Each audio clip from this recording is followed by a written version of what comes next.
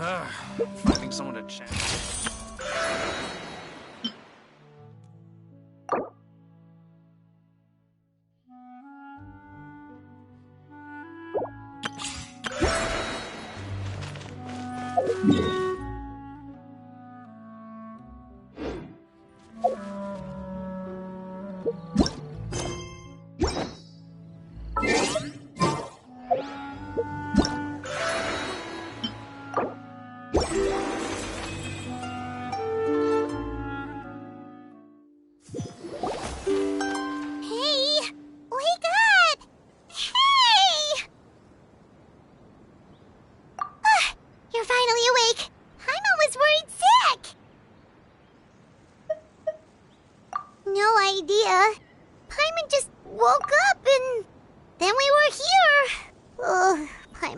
Is all dizzy. The scenery here looks different, too. Oh, what should we do, Traveler? Please don't tell Paimon someone abducted us and brought us to some strange place that we could never leave.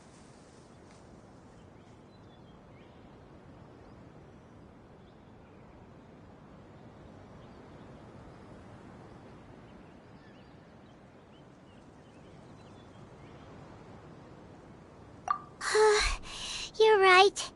Better to think of this as the beginning of a new adventure. Thank goodness you're still here. If Paimon woke up alone, she probably would be trembling in a tree hollow.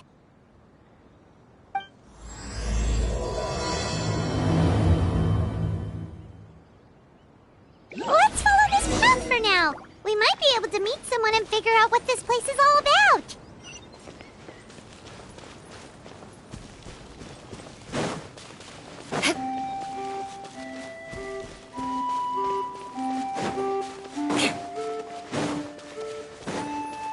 More speed.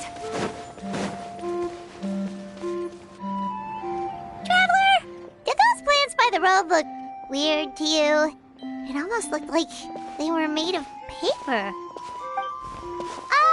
And those two frogs over there? Yeah, they look like pieces of origami. Oh, by the shade of a lotus leaf stream, don't tell me you forgot how to jump! I didn't forget, Firecracker. I'm just not sure if what I remember is correct. Next thing you know, you'll have forgotten how to sing, much less notate a score. You still remember why we call you Stream, don't you? Yeah, because I've got a great singing voice. Although these days, name seems more ironic than anything. Not just a great voice, one that evokes the gentleness of early morning dewdrops flowing into a spring. So cheer up and make the jump over. If you're still unsure, just use that roll of magic thread. I won't laugh, I promise. Now, don't tell me you've forgotten how to use that as well. I haven't forgotten everything, Firecracker. Your name, for instance. It's kind of hard to forget that you're named after your fiery temper. Now do me a favor and pipe down for a second. I'll be right over.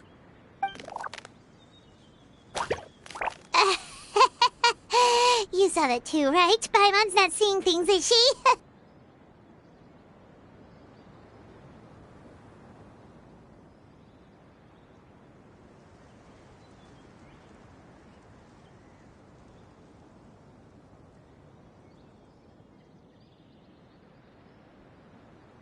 This place is getting more confusing by the second.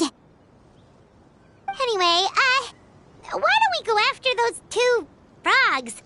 They didn't look evil or anything. Plus, they might be able to help us out.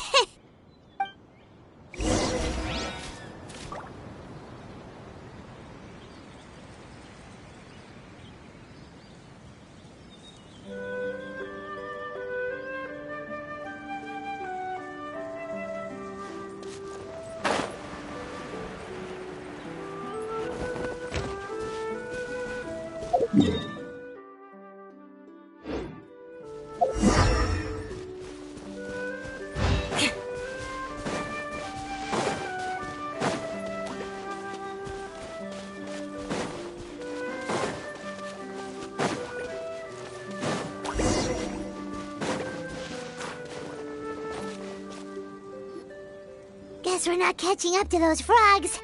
They were so fast. Paimon couldn't even tell where they hopped off to in the end. Excuse me, honored travelers. Did you come from the Cliff of Prophecy, perchance? The chubby paper hamster just talked. Chubby? Who are you calling chubby? Just got a slightly thicker layer of paper on me, that's all. Allow me to introduce myself. My name is Armand, and I'm an elder of the Forest of Blessings. I've been waiting here for the hero of prophecy to arrive. Traveler, could you pinch Paimon just to make sure she's not still dreaming? Pinching, you say? Well, I can help with that. Although you'll have to get a little closer. My arms are rather short. That's alright. We just need a minute to collect ourselves. Okay, let's think things through. We know for sure this isn't the world we're familiar with. The talking paper animals and all the paper trees and plants make that pretty clear. The hero from another world, supported by their companions, shall restore peace to the world. That is what the prophecy says. Dearie me, I completely forgot to introduce you to this world, didn't I?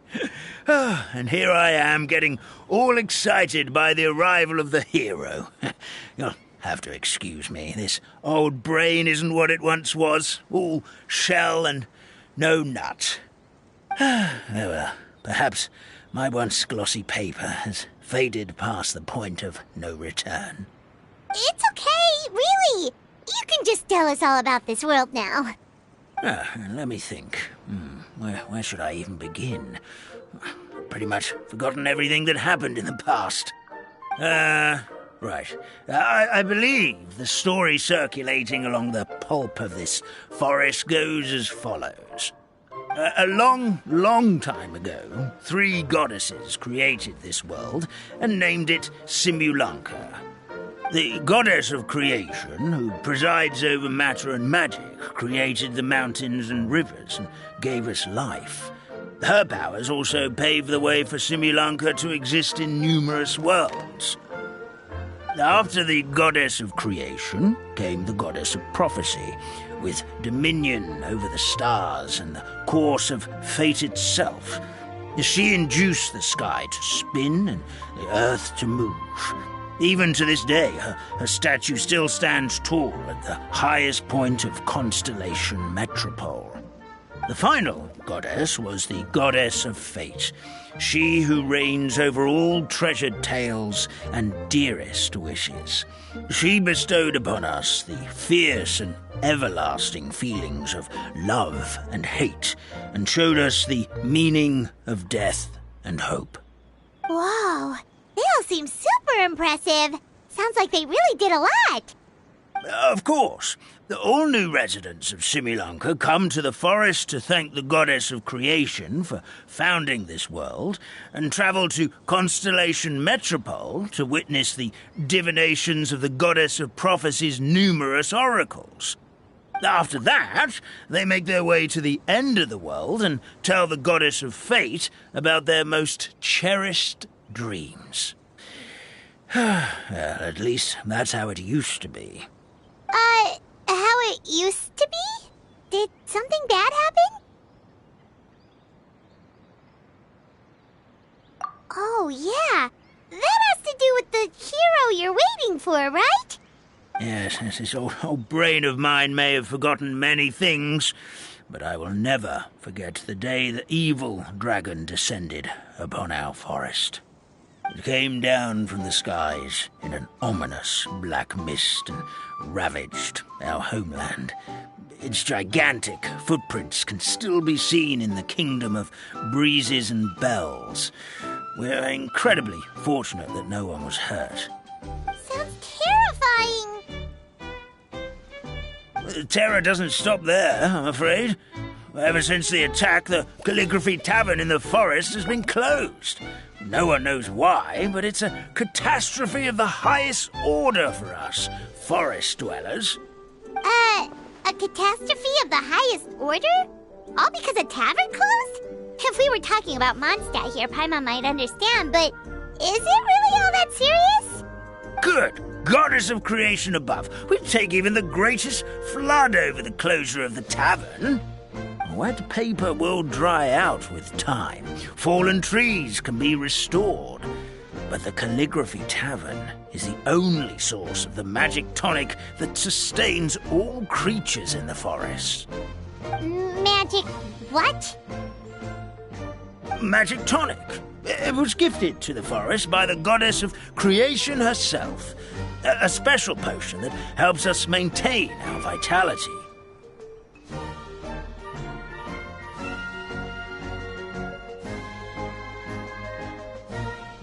Well, our bodies will gradually crumple and become brittle until they eventually disintegrate entirely. Our colors will fade and we'll start to lose our memory until we can't even remember our own names. But wait, Grandpa Almond, does that mean you've already... Oh, I'm afraid so. The color has all but completely faded from my paper. To be honest, all I really remember is that I'm supposed to wait here for the hero of prophecy. But I've already forgotten who gave me that order to begin with. Then we've got to act fast! How can we help? Oh, brave Pixie. May the goddess of fate reward you and your friend for your kindness. Could it be you're the heroes I've been waiting for all along? Not sure how we know that. Plus, we can't even remember how we got here, so it's not looking too promising. Well, this is turning out to be quite the conundrum for old Almond Brain here. The prophecy never mentioned anything like that. For now, why don't you come with me to the Hut of Blessings? Our forest fairy lives there. Maybe she'll know what to do. Whoa, a forest fairy? Like one that knows magic? Oh, you betcha. She's prophesized to join the hero on their journey. Well, then she sounds like exactly the kind of person we need. Please lead the way, Grandpa Almond.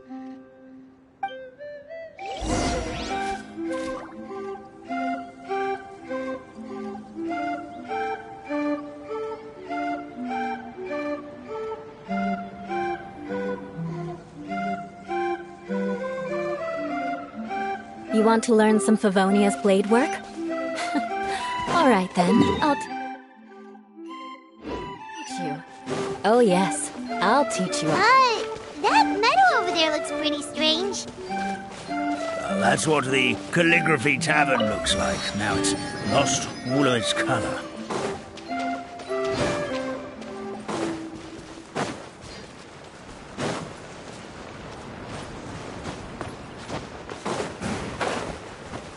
Time to scout.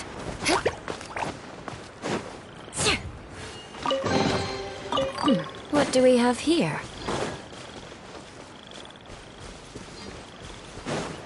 More speed.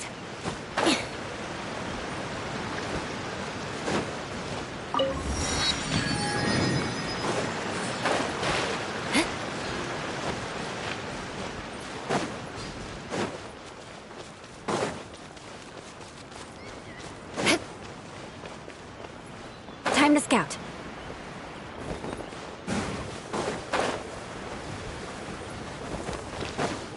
More speed.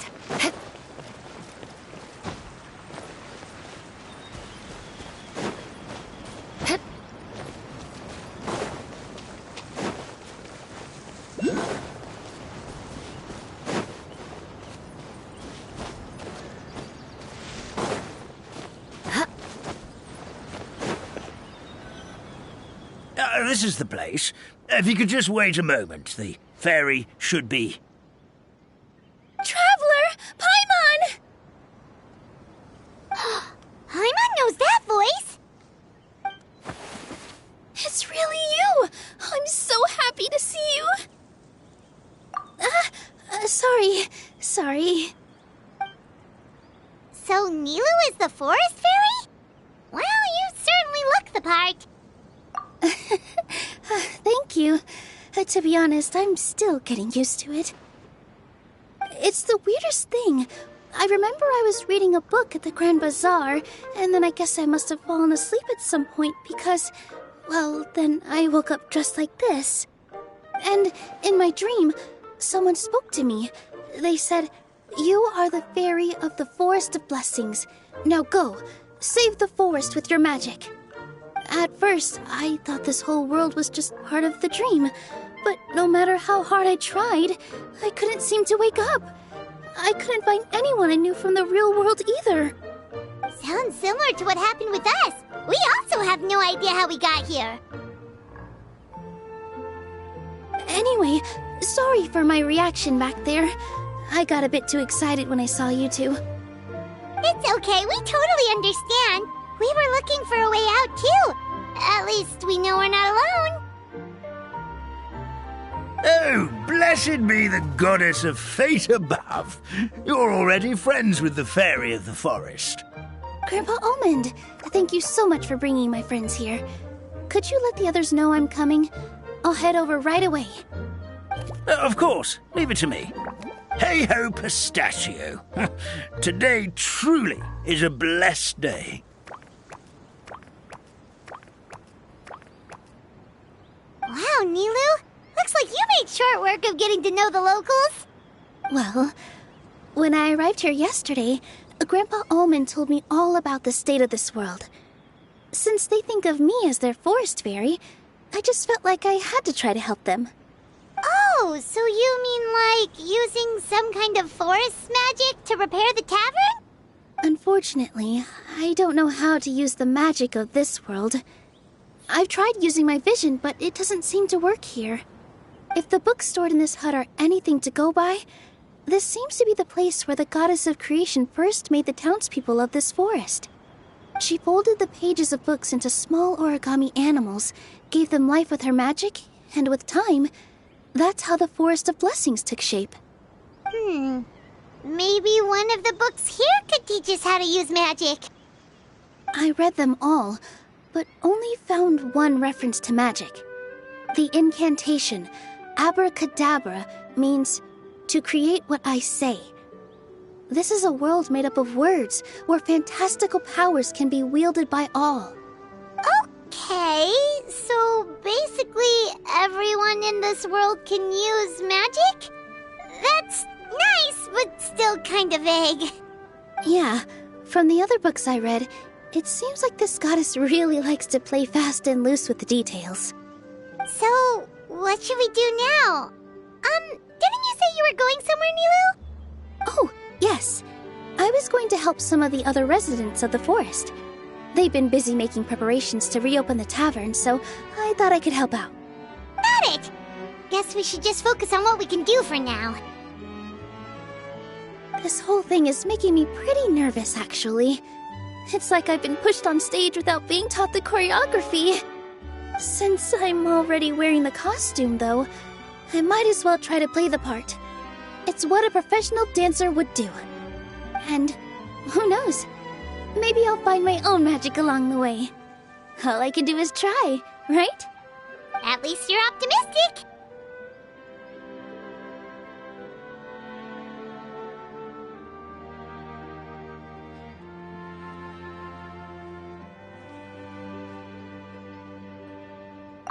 Thank you.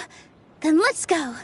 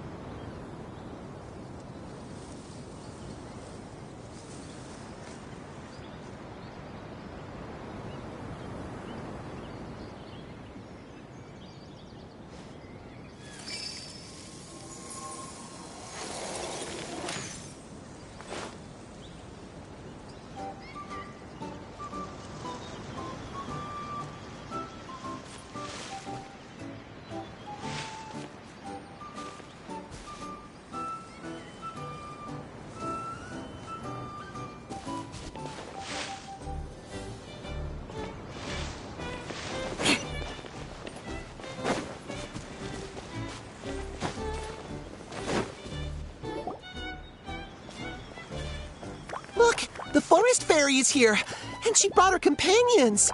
Grandpa Almond was right. They do look promising. Hello there, everyone. I heard you were working on the piping for the calligraphy tavern. Is there anything we can do to help? Oh, we wouldn't dream of troubling you with our petty problems, my lady. Don't you worry. We have it all under control. You sure about that? Because from where Paimon's floating, the piping is looking pretty chaotic. Yes. We have my careless friend to thank for that. He promised we could leave the pipe connecting to him, and, well, the results speak for themselves. Hey, I just wanted to inspect each pipe. This is the network the magic tonic has to flow through. I was just trying to be thorough, so I disassembled the whole thing. Yeah, and now you've forgotten how to put the thing back together. Have you been eating too many nuts again? 'Cause you are what you eat. Please don't fight. I know everyone wants the tavern to reopen as soon as possible so that the forest can return to normal. So, why don't you let us help out? Yeah, we're here anyway, so we might as well be helpful. We just need to reassemble these pipes, right? Well, if you're offering... Basically, the pipes need to be connected properly to allow the magic tonic to flow through. If you put the wrong pipe in the wrong place, the tonic will get stuck halfway. Attention to detail is key. Says the guy who messed up the whole thing in the first place.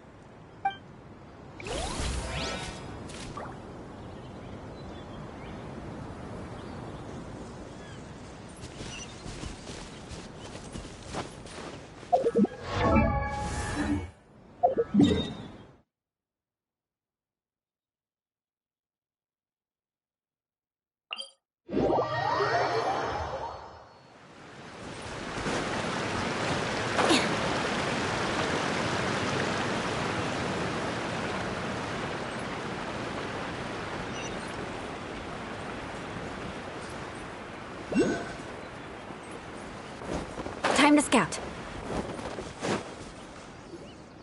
Oh, my dear Citrus, please tell me you're joking. We can't have you out of commission with the tavern about to reopen. I'm sorry, Grandpa Almond. It's the truth. I was just too excited for the reopening and must have fallen asleep in an awkward position. Grandpa Almond, we're here to help. Oh, hazelnuts on high. You could not have come at a better time. Please allow me to introduce you. This is the bartender of the Calligraphy Tavern, Miss Citrus.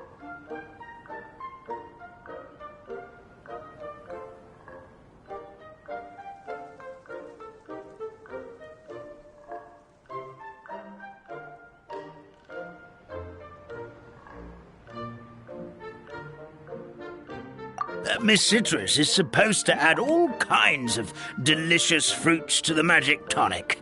Her additions are what turn it into the finest brew in the land.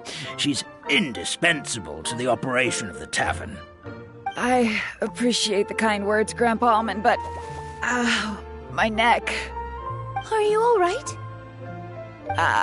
Terrible timing. Getting a kink in my neck at a time like this? Could you give my tail a little twist? That should help free up the movement in my neck. I would do it myself, but I can't reach my own, and Grandpa Almond is too old and as light as a feather. The neck and tail are connected? Of course they're connected. Just like how you can't have a rainbow without rain. Anyway, you just need to position me at the right height to pick the fruits, and then put them in the barrel over there.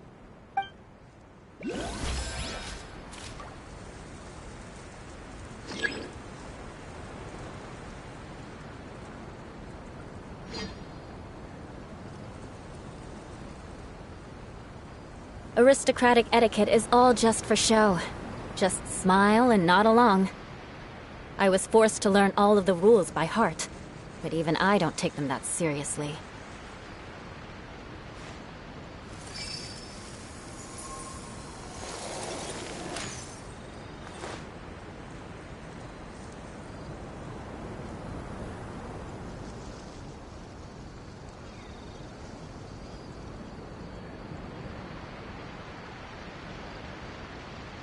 You want to learn some Favonia's blade work? All right then, I'll teach you. Oh yes, I'll teach you all right. Mark my words.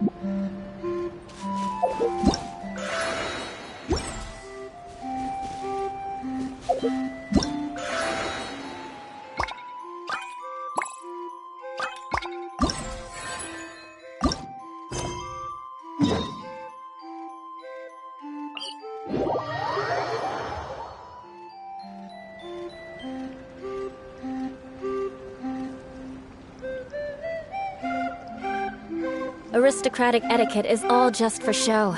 Just smile and nod along. I was forced to learn all of the rules by heart, but even I don't take them that seriously.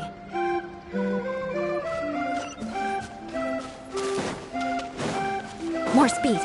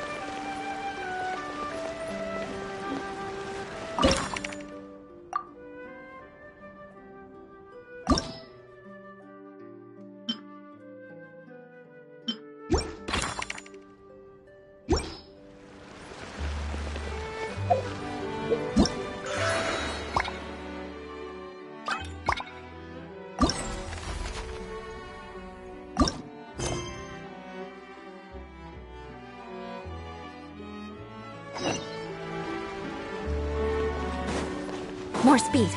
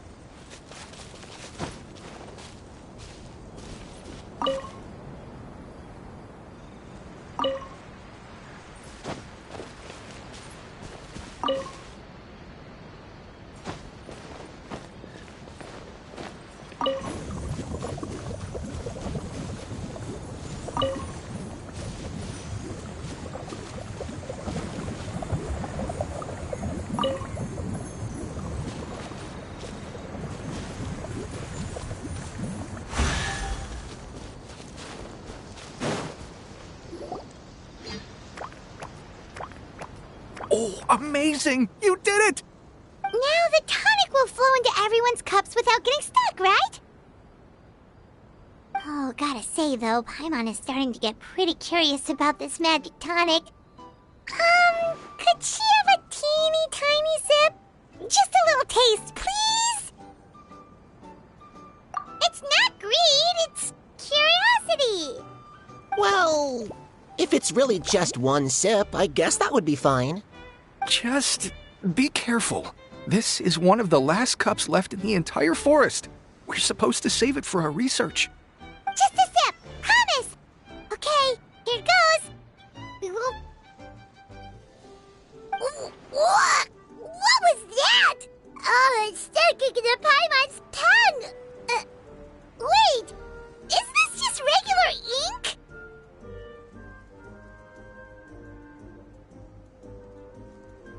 Wait, does that mean what the legend says is true? The goddess of fate used ink to compose her stories on paper, and the goddess of creation used her power to bring those tales to life. No wonder the tavern is so important to the forest. Maybe the fading disorder occurs when the ink within the body dries up. That would explain why the beings here are forgetting their own stories. Oh. I'm not really sure I can really wrap my head around this conversation, but there's no need to get all worked up on our behalf, my lady. With the pipe installed, I'm sure the tavern will be up and running in no time. What do you mean, can't wrap your head around it? The fairy is recounting the story of how the goddesses gave us life. In fact, I've seen the goddess of creation with my own eyes. Really? Don't be ridiculous. There's no way you're old enough to have met her. We're the same age, and I think I would know considering we went to tell our wishes to the goddess of fate together. So stop talking a load of papier-mâché. Oh, fine. It was my grandfather, all right? He was the one that saw her. He said that one day after he finished work, he saw the goddess of creation grant us life with his own eyes. In her hands, she held the very paper used to form our bodies. She whispered something into the pages, and then suddenly a paper frog was born, ready to leap into the world. Oh, it was spectacular. Cut the theatrics, will you? You weren't even there. Wait, so that's it? Paimon thought creation magic would have a little bit more pizzazz. Oh, so in your world, the creation of life is a much showier affair? Huh, I'm learning something new every day. Well, that's not exactly what Paimon was trying to say. Magic doesn't have to be spectacular. That's enough out of you. All your boasting is confusing our kind fairy. Oh, no, it's all right. I actually think I understand the magic of this world a bit better now. Thank you. The honor was all ours, milady. Traveler, Paimon, we should make our way to the next location.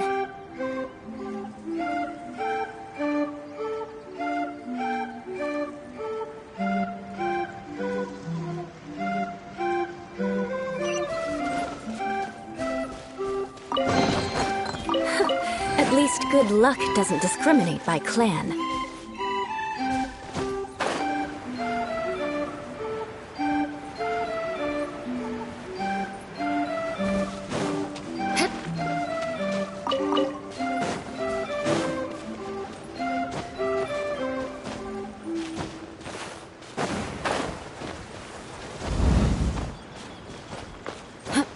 More speed.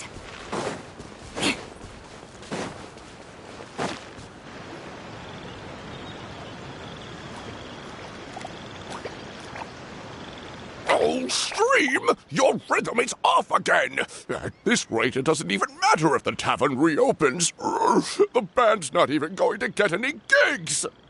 I'm sorry. Hello there. I hope we aren't interrupting your rehearsal. Wait, these are the two frogs we saw on the road a little while ago. Ah, the forest fairy is here! For the love of lotus leaves and dewdrop, Stream, you've really got to put in some effort now. But Oh, don't pressure yourselves on my account. Are you rehearsing for a show? Sure are. You see, our group regularly performs for guests at the tavern. We've been out of work for quite some time, with the closure and all, but after hearing of the fairy's arrival yesterday, we figured we needed to get in performance shape right away. I understand how you feel. Back at the Grand Bazaar, Zubair Theater's always busy with rehearsals too. The Grand Bazaar? Do people there sing on lotus leaves as well? Yeah, they do. And it's a really big one. You're the conductor of your group, aren't you? You remind me of Mr. Zubair. Ah, then he must be an ambitious director. One who would do anything to avoid disappointing a single member of the audience. It's just... Is there anything we can do to help you, Mr. Stream? Oh, no. My problems are mine and mine alone. It's just, after the tavern closed, I somehow forgot how to sing. I'm always a few beats behind everyone else, and I keep singing out of key. You were our trump card, our best singer by a mile. I know, but...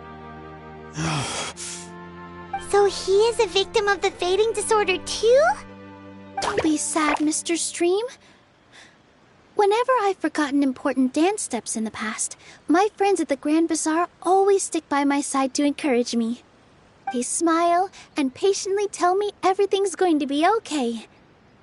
Then they play the melody for me over and over until the steps finally come back to me. Now it's our turn to help you. We just need to help you remember how to sing, right? The Traveler's got a great sense of rhythm. We can help keep you in time. Well, what do you say, Stream? I think it's a great idea. Just focus on the lyrics, and the fairy's friends will help you stay on beat. Are you sure? This is really asking a lot. Don't worry about it, Mr. Stream. It'll all be worth it when the tavern reopens and we finally have the chance to hear your marvelous singing voice. All right, then. Thank you so much, everyone. I'll give it my best shot.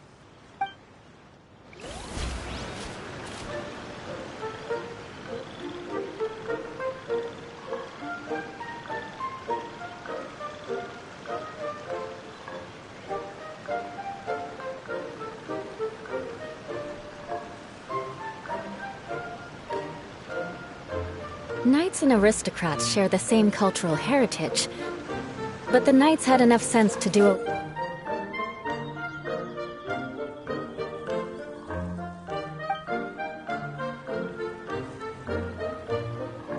away with all the superfluous detail.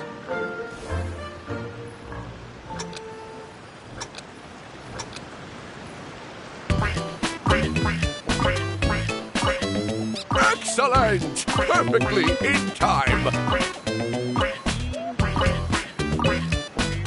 Oh, no good! Your rhythm is off again!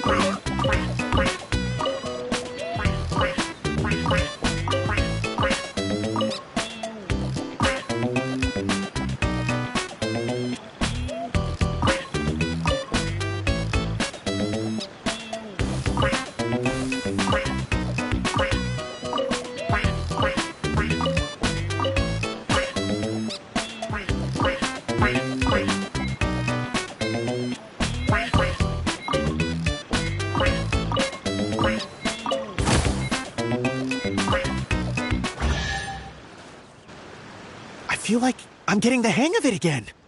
Goddesses above, this better stick when it comes to the performance. Just do it exactly like how we rehearsed. Thank you, everyone. Thanks to you, my voice is once again as clear as a flowing stream. Glad to hear that you're feeling better, Mr. Stream. It's also about time for us to go to our next destination. Mm-hmm. We'll be looking forward to your performance at the tavern. We've got one final stop. Let's go.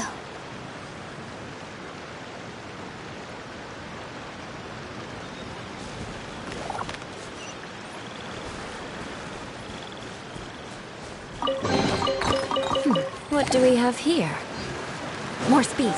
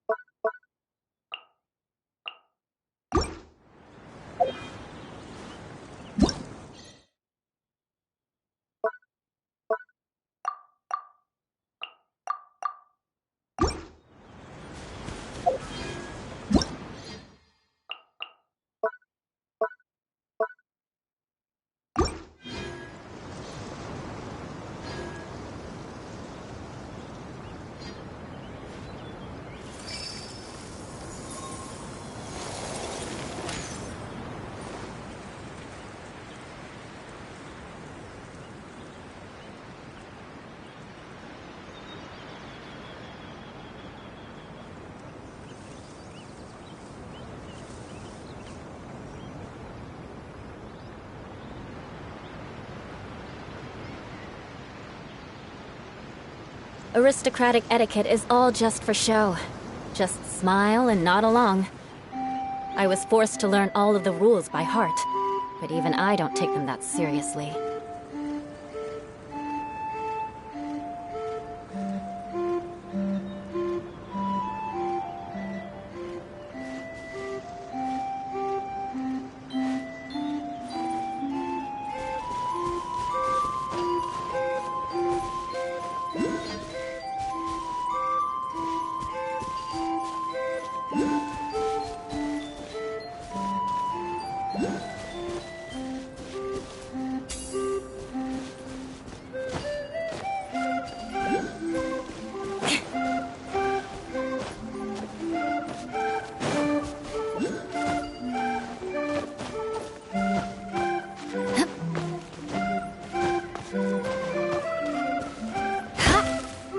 I condemn you!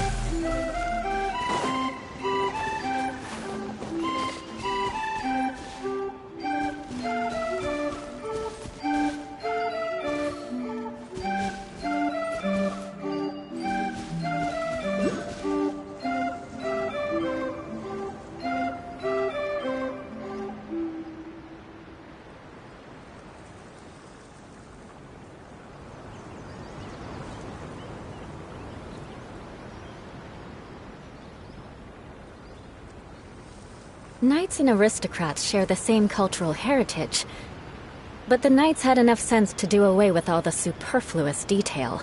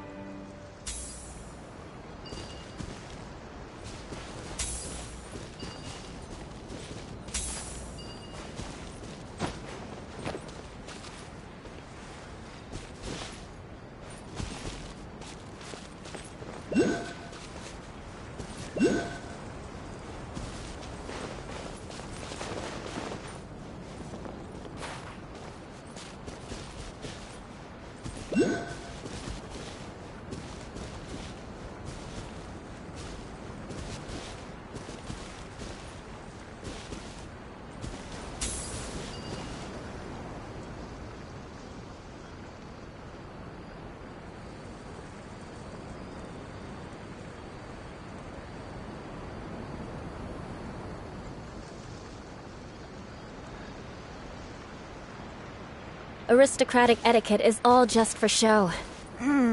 This doesn't seem quite right. Even I don't take them that seriously.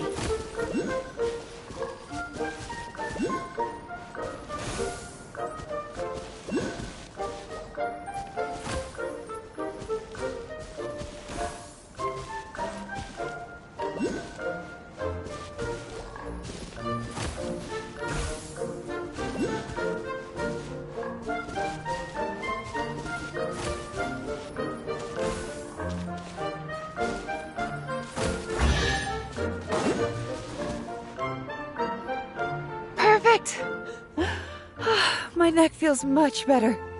So there really is some kind of connection between your neck and tail. Thank you so much, everyone. I can rest easy now, knowing the drinks at the tavern will be just as wonderful as before. That's another problem solved!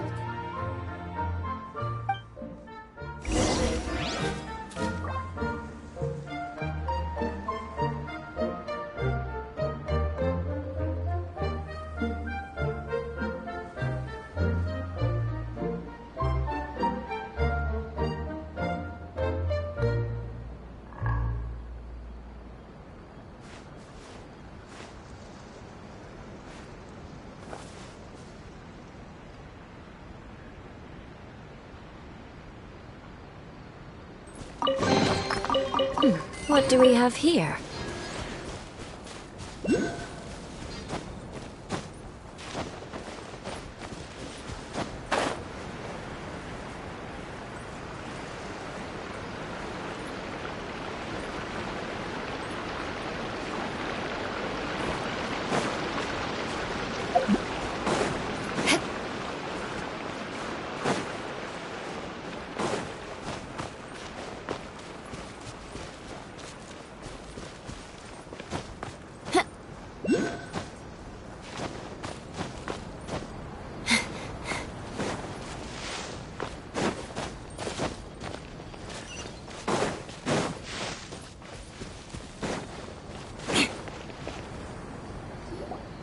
Well, since we've taken care of most of the tasks, all we need to do now is reopen the tavern.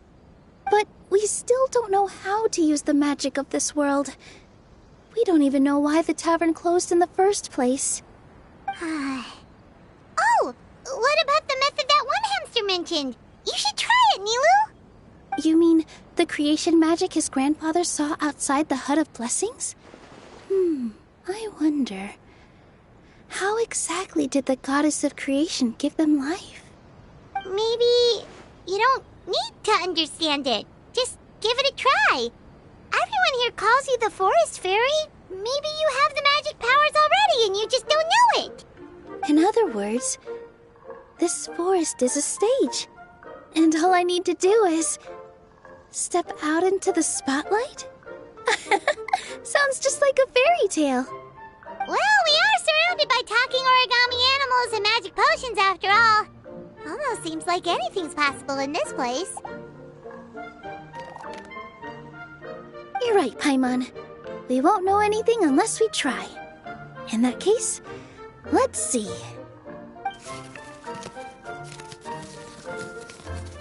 This is how you do it, right? I think I got the folds right. Whoa, your origami skills are great! I once saw one of our prop people making something similar. It looked really cool, so I took some time during my break to learn the basics. It's not a bad way to stave off sleepiness either. Well, how do you feel? Sense any, magical powers flowing through you? No. No? What are we missing?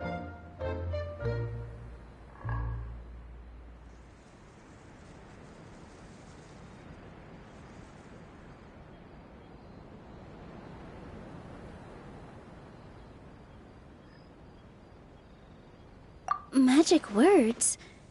But how am I supposed to know what the goddess said to bring them to life?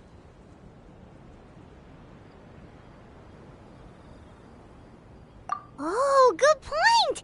You're the Forest Fairy, Nilu! What do you want to say to the new resident of your domain?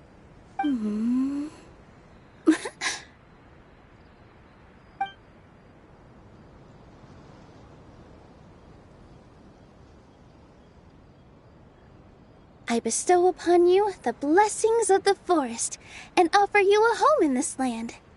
Your name shall be Harisara. May you bloom in this world as beautifully as the flower I love.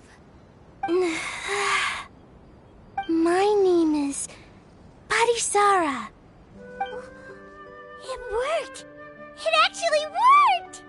Well, peel my shell and call me a nut. I'd never imagined I'd witness such a miracle at my age. It's just like what the stories said about the goddess of creation. Shell? Miracle?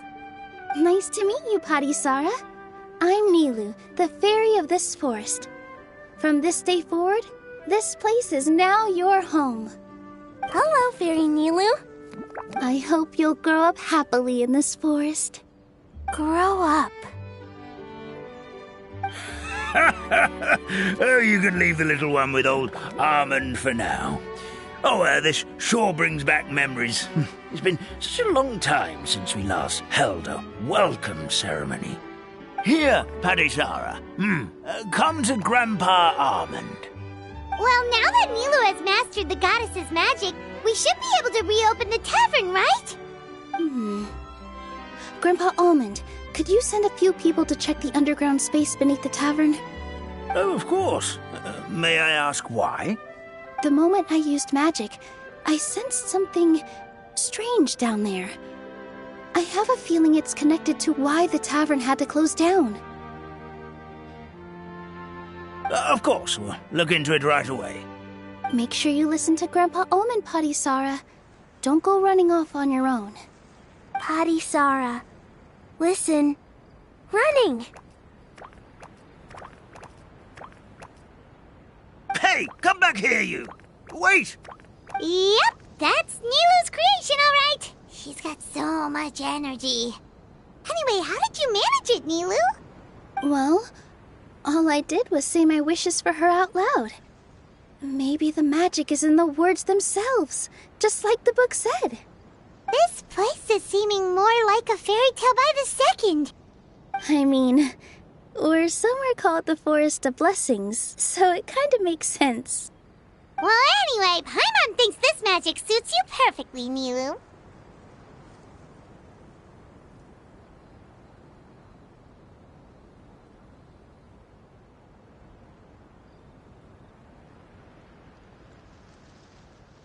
When I brought Potty Sara to life just now, I was able to sense the magic flowing through the forest, and the flowers and trees, and inside the creatures that live here. But for some reason, there's a hollowed-out space beneath the tavern where I couldn't sense anything at all. We're back, my lady. That was fast. You were right. There was something under the tavern that I've never seen before. It looked transparent and gave off a clinking sound when I knocked on it. Transparent and clinking. Oh, I've got it! Already? You've got to use fairy tale logic, Paimon. That's right. An empty ink bottle, to be exact. Still remember the taste of the magic tonic you took a sip of, Paimon? Yeah, it was ink. Oh, Paimon gets it now! Traveler, Paimon, will you come gather some ingredients with me? I learned what we need to make the magic tonic back in the Hut of Blessings. Sure thing! What do we need to get? A setting sun that never sets, a dragon that cannot fly, and a moon that only shines at night. Where are we supposed to find crazy things like that?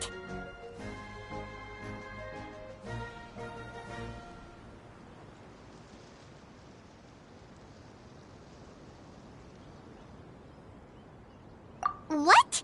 How did you get that so fast?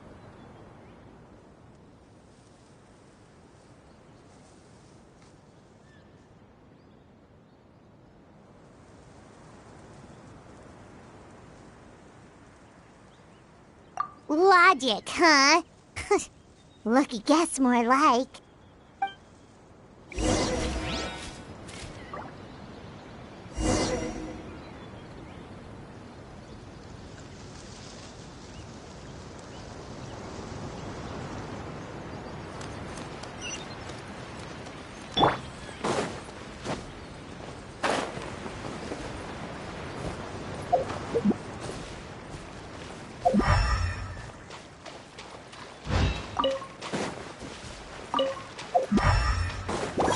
Rack and ruin!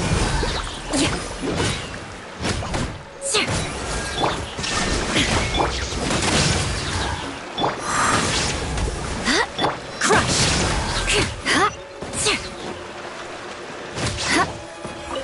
More speed.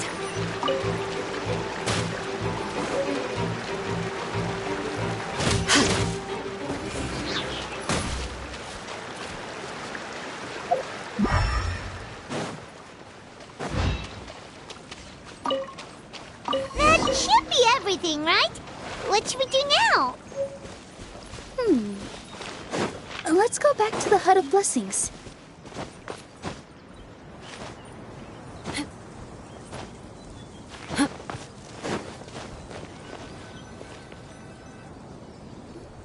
Give me just a second. I'm gonna go fetch an ink bottle from the other room.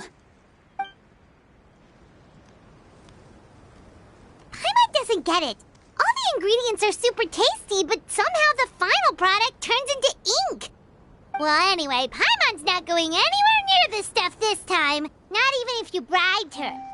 Sorry to keep you waiting. Let's see. According to the book, first you do this, then this, and then... It's done! Wow, magic sure makes everything super convenient.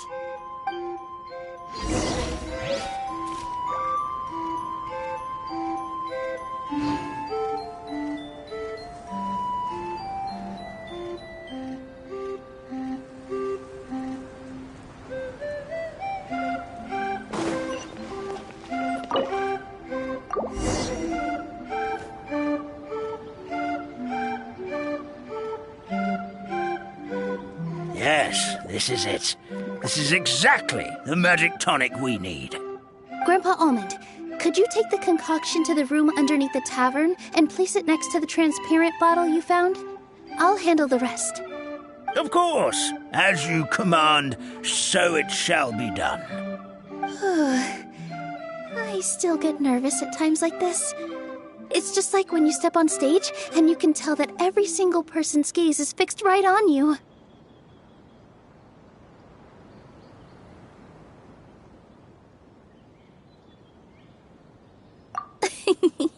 Thanks, you two. I can't tell you how great it is to have you by my side. Almost makes me feel like I've been blessed by the goddess of fate, too. Let's go.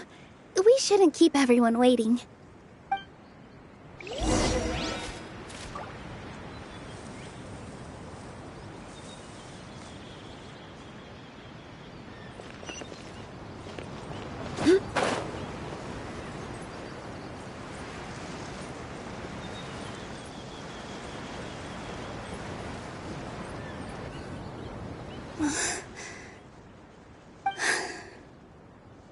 Forest, please heed my words and accept my blessings.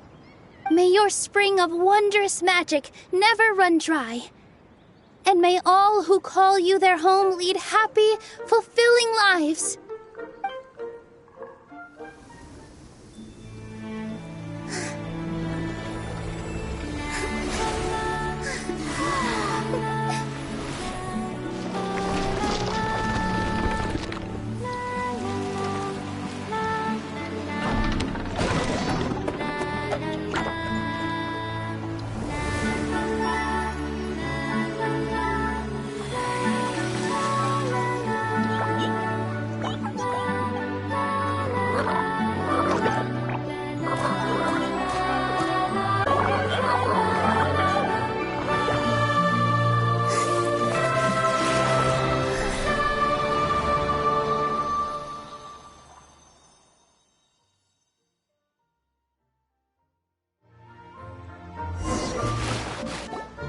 Fairy Nilu is amazing!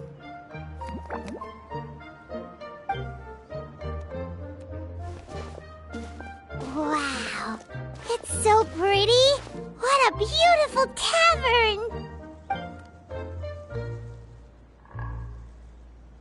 It matches the scenery of the forest perfectly. I was so surprised when it suddenly opened up like that. Just like a pop-up book.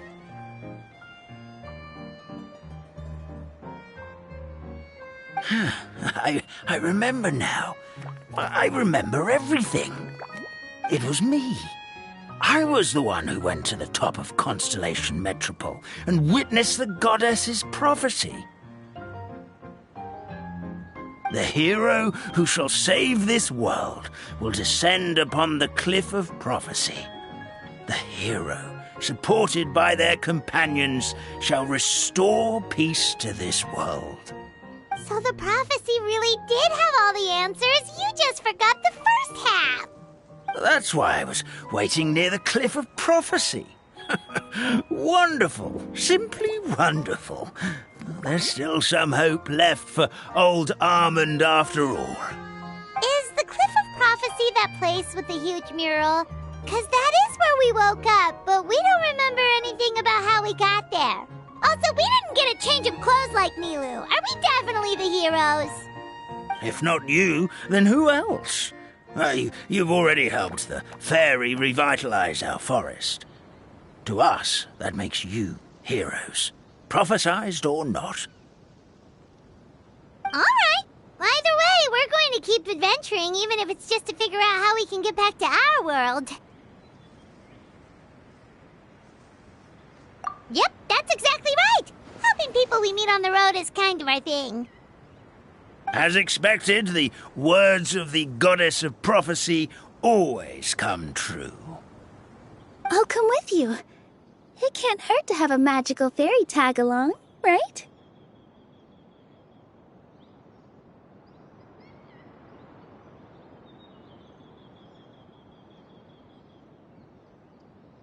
Heroes and fairies, dragons and new adventures.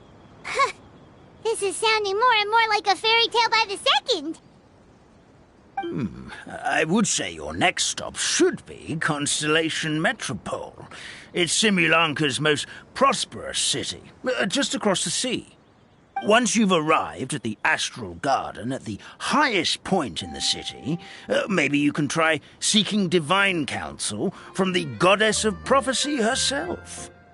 Are you leaving, Fairy Nilu? I'm afraid so. There are still other people who need my help. I won't go far, though, and I'll come back to visit the minute I have time to spare. So be a good girl, Patisara, and help out Grandpa Almond whenever you can, all right? Mm-hmm. Got it. Patisara will wait here for you.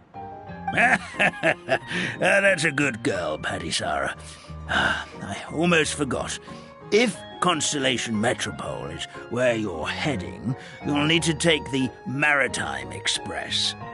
I'll head to the station first thing tomorrow morning and wake up that lazy station master for you. Why don't you take a break for the rest of the day? You should savor the beautiful scenery of the forest before you go. Sounds great! Paimon definitely feels tired after being on the go for so long. There's a spot in the tavern with Paimon's name on it. Oh, sounds like someone's ready to order. Oh, well, if you're offering. Paimon will take a glass of Buell fruit tonic. But hold the tonic.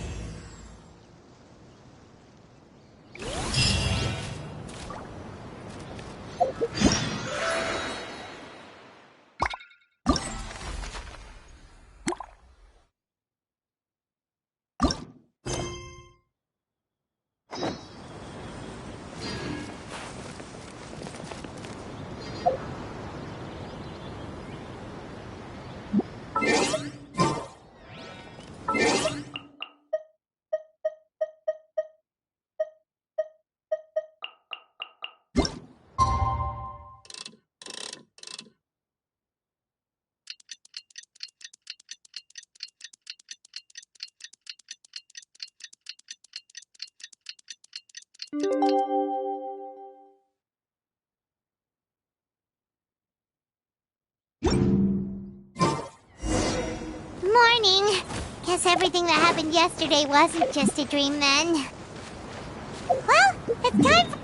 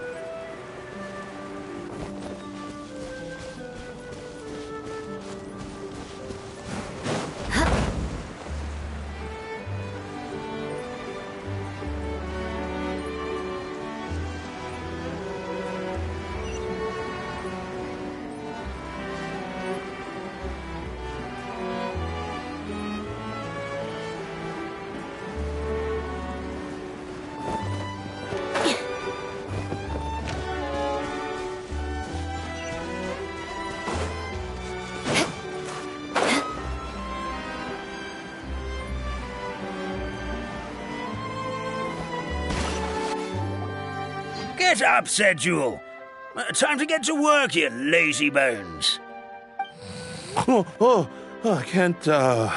can't remember how to call the train. Just let me sleep a little longer, then I'm sure I'll remember. Don't try to pull one over on me, young man. Your fading disorder has been cured. I saw you chugging cup after cup of magic tonic in the tavern last night. You must be mistaken, Grandpa Allman. That guy definitely wasn't me. Oh, you remember my name now, do you?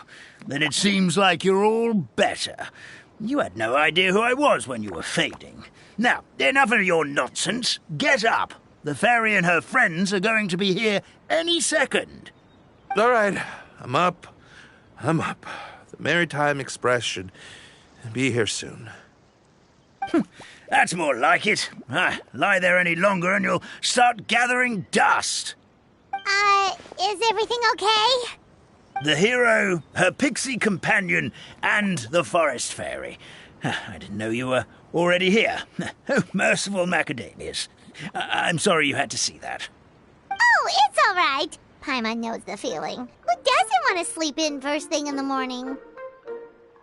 Does the Maritime Express run out of Constellation Metropole? Yes. Each train needs a conductor to operate, and the conductors are always from the capital. The more difficult maneuvers are a little too complicated when you're made of paper. Oh, so you mean the people of Constellation Metropole aren't origami animals like you? Well, the city welcomes visitors from all over the world, so you're bound to run into some forest dwellers there. But yes, generally speaking, the residents of Constellation Metropole look quite different from us. You'll see for yourself soon enough. Here comes the train.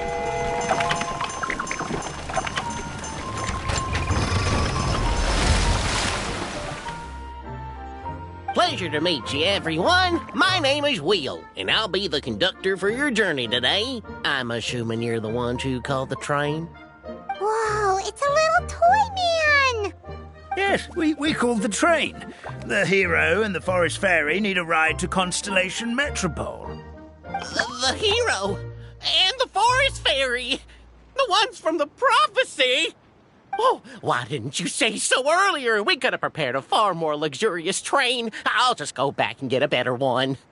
That's okay, Mr. Wheel. We're trying to get to the city as fast as possible. We just need you to get us across the sea. In your capable hands, I'm sure we'll get there in no time. Of course, my lady. It would be an honor. Well then, all aboard, sit anywhere you like. We'll get a stunning view of Simulanka no matter where you're seated.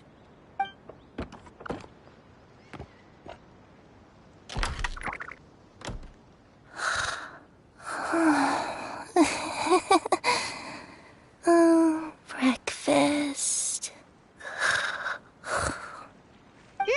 Did one of you just say something? Wasn't me either. Breakfast. Oh, come back. Sounds like the voice is coming from inside the train.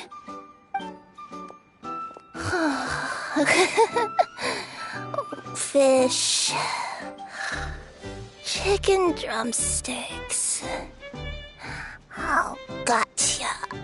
Oh. What's Kirara doing here?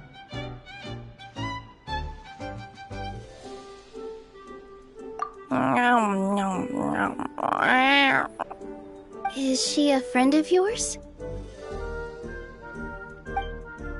Oh, let Paimon introduce you. This is Kirara. She's... Oh, wait. Actually, maybe we should wake her up first. So noisy. Is it morning already? Oh, morning. Huh? Traveler! Paimon! It's you? Which means... Oh, thank goodness. it was all a dream after all. Oh, gotta hand it to my imagination. It all felt super real. There were these toy people, but they were alive and they could talk. Madam, sleeping overnight in the train car is prohibited.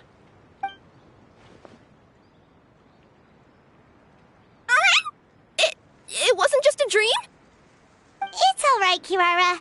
Apparently we're in a world called Simulanka. We got here yesterday, too. Simulanka? So, that's what it's called. I spent all day yesterday wandering around this one city. The toy people called it Constellation Metropole. I was trying to find a way to get back home. I was seriously starting to think I had gotten on the bad side of some great yokai and gotten swallowed whole. I take it you're Inazuman then, Miss Kirara? She sure is. But, Kirara here is kinda special. Let Paimon introduce you for real this time. Kirara is a Nekomata from Inazuma. She works as a courier for Komanie Express. Nice to meet you. I'm Nilu, a member of Zubair Theater. You can usually find us performing in Sumeru City's Grand Bazaar. Right now, though, I suppose I should introduce myself as the Fairy of the Forest of Blessings. Oh, you're Nilu! I've heard a lot about you from my deliveries in Sumeru. I even saw one of your performances back in the day. You're an amazing dancer. But, did you say you were a forest fairy? Oh, yeah, that's her new identity here in Simulanka. Oh, speaking of new identities, looks like you got a new outfit yourself, Kirara! Yeah, I know!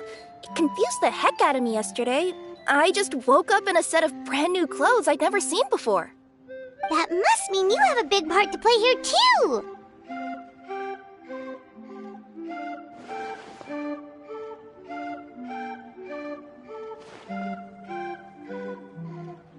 I think Miss Lynette would be better suited to that role, being a magician and all. Did you by any chance hear a voice speaking to you before you got here, Miss Kirara? A voice... Oh, yeah, I did hear something, but I was so freaked out my tails got all tangled, so I, didn't catch much of what was said. Sorry for the interruption. But this, Nekomata friend of yours, she doesn't eat hamsters, does she? Or frogs? Oh, no need to worry, little guys. I would never do something like that. Well, unless I'd been out in the wild too long without anything to eat. Oh, speaking of eating, I am getting a little hungry.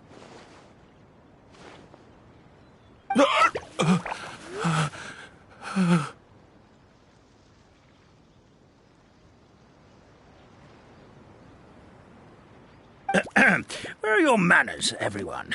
This young lady is a trusted friend of our esteemed hero. Now, I know a fear of felines is etched into us with ink, but I'm certain Miss Nekomata in boots here means us no harm. It sure looks like you're keeping your distance, though, Grandpa Almond. You will have nothing to fear, I promise.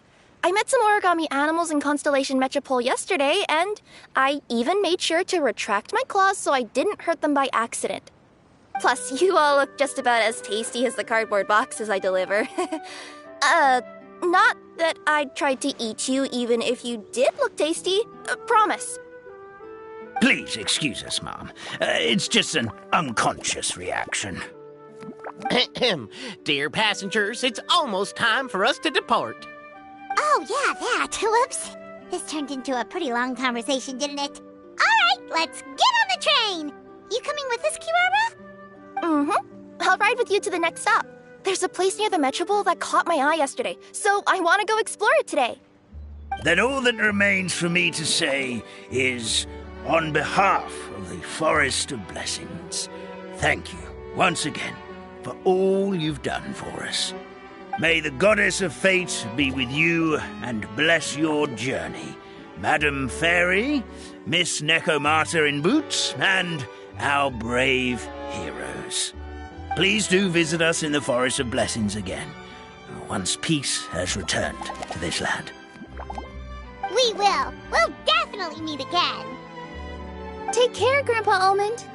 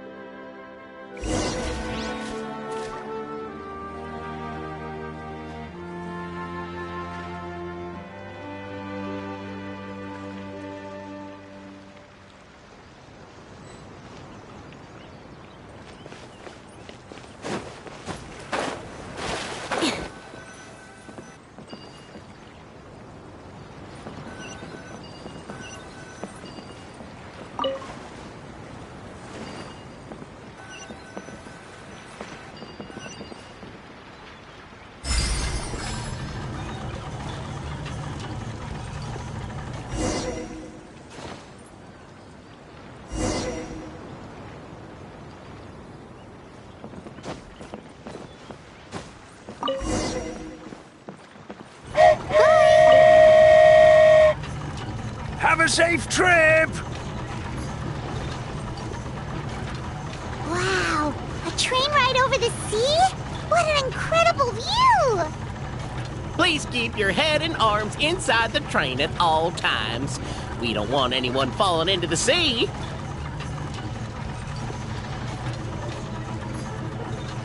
There's a train coming the other way too! Hey!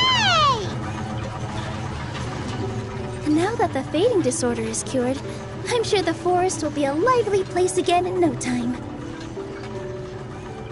I gotta go explore that forest at some point. It looked so pretty from the train. I just hope they, won't be too scared of me. We'll be arriving at our destination shortly. Please prepare to disembark.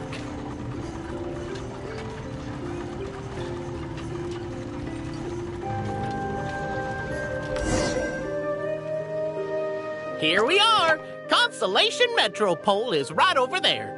It's a short walk from here to the Gear Sky Ladder, which will take you right to Metropole Square. And thank you again for choosing Maritime Express. Great! And thanks to you for a smooth and pleasant journey, Mr. Wheel. The train cars were comfortable and spacious, and I had a great night's sleep. I'll definitely be back. As you wish, ma'am.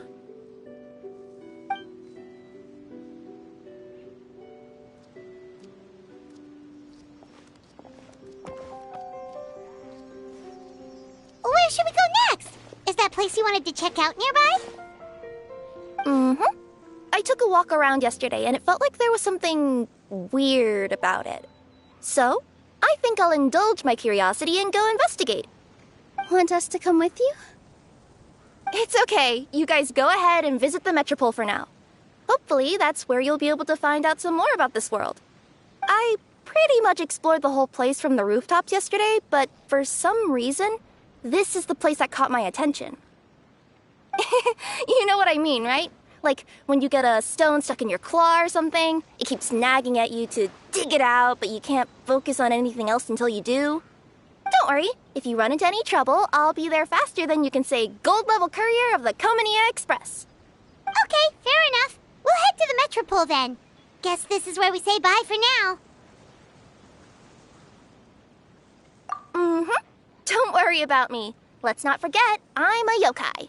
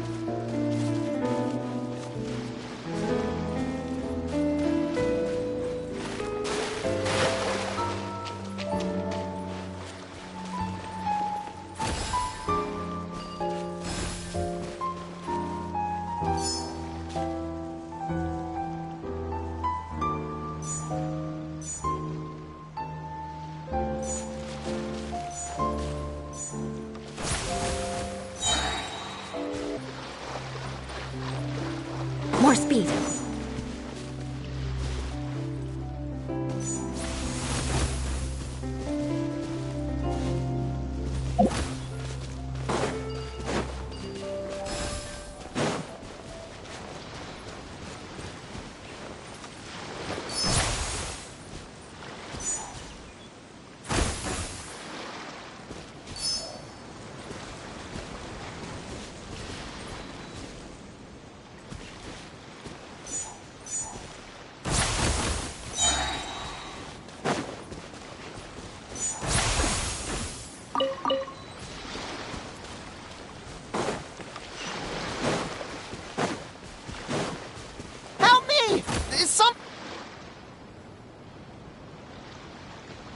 help me! Help!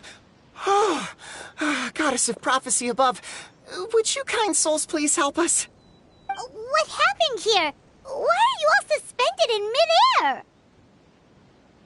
I mean, being stuck in midair still beats falling to the ground and being smashed into a pile of blocks, but... I told him to be careful, but... No. Never mind. Now's not the time for that. My good friends, could I trouble you to turn the clockwork key over there? I'll explain everything in a bit.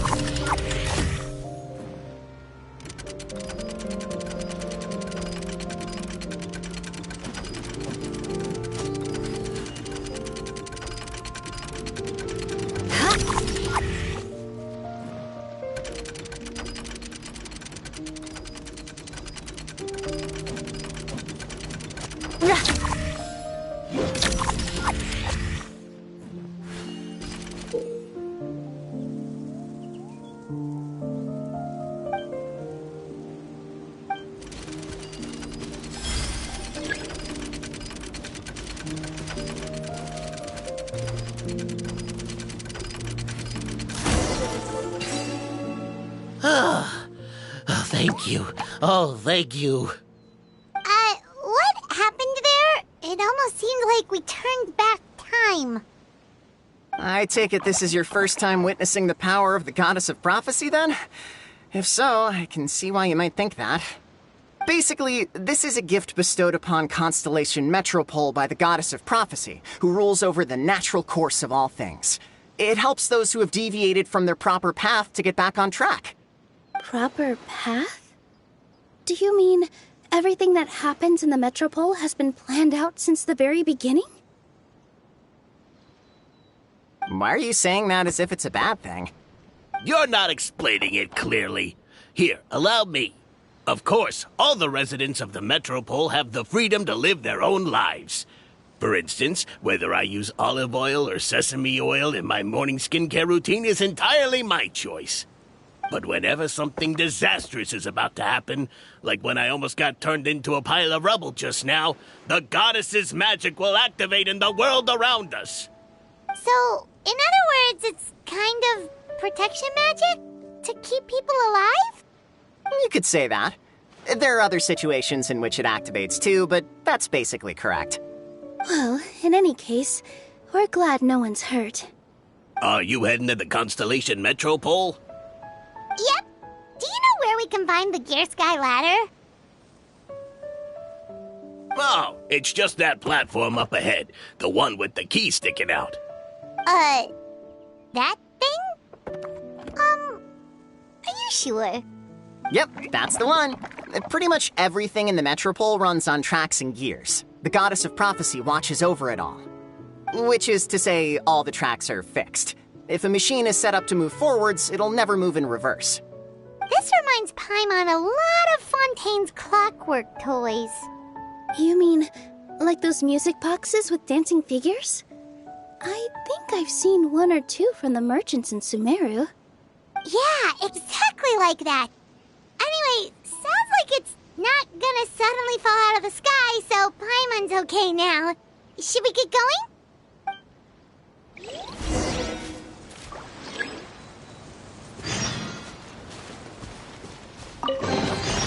I can put these to good use.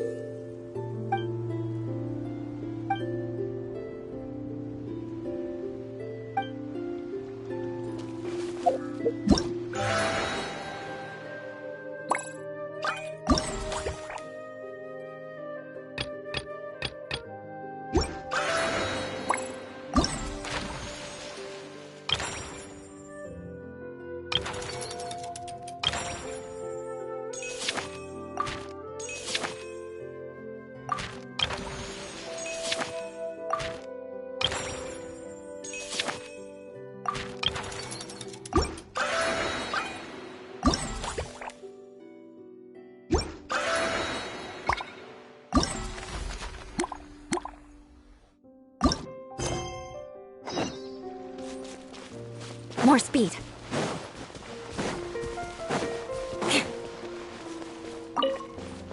More speed.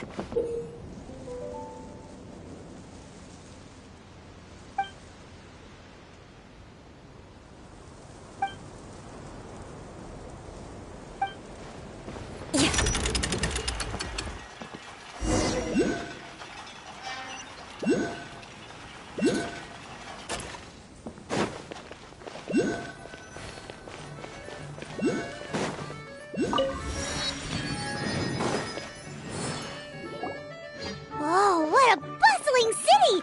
This place is fit for a king! Our next step is to get to the top of the metropole and ask the goddess of prophecy for guidance.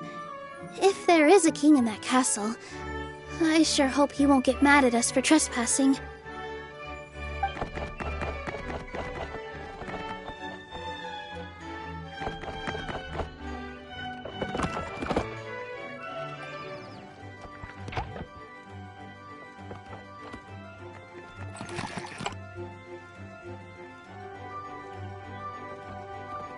Make way for the king! Oh, darn, we jinxed it. Oh, no. Did he overhear us talking about us sneaking into his castle? Paimon hopes he's not mad. Silence! The one who shall soon stand before you is the ruler of Constellation Metropole, the one who descended after a meteor shower, and the protector of order and all the stars in the sky.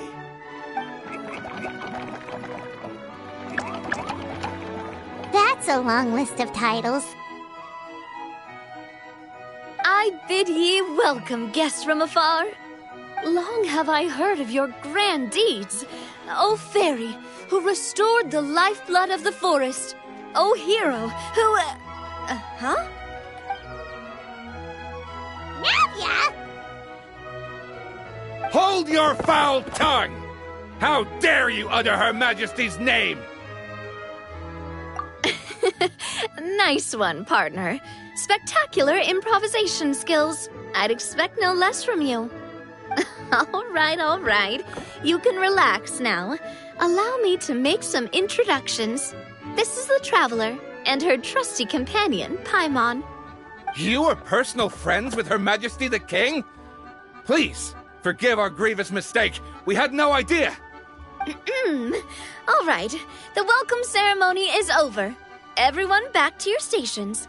I will personally treat our guests to some royal hospitality. Yes, Your Majesty.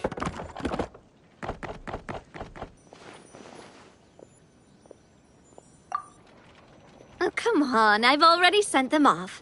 So, anyway, how did you guys get here? We were gonna ask you the same thing! Also, how are you already king of this nation? And where did you get a crown? Oh, wait, don't say it. You just woke up like this, right? Sounds like you've answered your own question. But before I woke up, I heard a voice say to me, "You are the king of Constellation Metropole. Now go forth and save your city." A similar thing happened to me. Oh, yeah, sorry. You must be the fairy of the Forest of Blessings, right? Mm-hmm. This is Nilu, a friend that we made during our time in Sumeru. Nice to meet you, Miss Nilu. I'm Navia, the president of Spina di Rosula. If you ever get the chance to go to Fontaine, make sure you come and visit me. I'm based in Poisson. Seems like you're taking this all in stride. Aren't you nervous about getting stuck here and never being able to get back home? Why would I be worried about that? We've faced much bigger problems than this before, and we always pull through.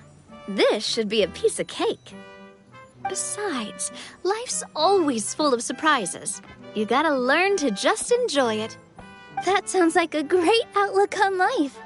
You have a very optimistic spirit. Thanks, I'll take that.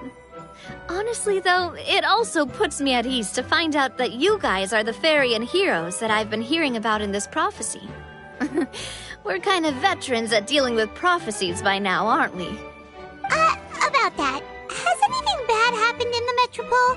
We heard about an evil dragon. Did it make a mess here too? It sure did.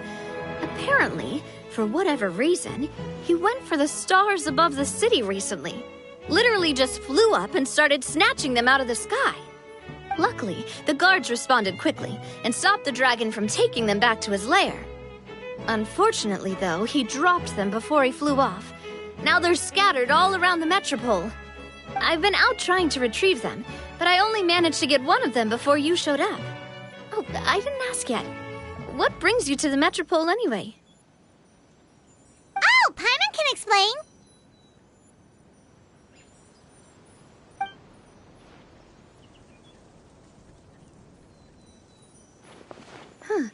I see.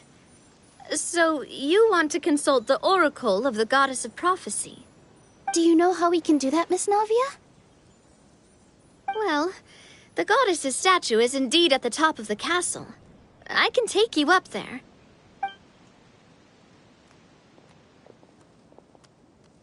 However, I've heard from the citizens here that the goddess hasn't given out any new revelations in a very long time. Really? But Grandpa Almond told us that he received his prophecy from the goddess. Oh, that's probably because the prophecy about the hero of Simulanka has been around for a very long time. But recently, people realized that the goddess didn't reveal anything about what's supposed to happen after peace has been restored. Okay. Still, can't hurt to try your luck. And maybe you can help me get rid of the invaders while we're at it. Invaders? So the dragon's not your only problem? Right. The forest isn't the only place where strange things have been happening to the residents. Have you come across the gift from the goddess of prophecy yet? You mean the protection magic that stops them from coming to harm? We saw it in action. Yep, that's the one. Over the past little while, this magic has been triggering far more frequently. We don't know if it's simply because the metropole has grown a lot more dangerous, or if there's a deeper reason behind it. Some residents find themselves getting stuck in a place and unable to move. Others start repeating the same thing over and over again, like they're trapped in some kind of loop.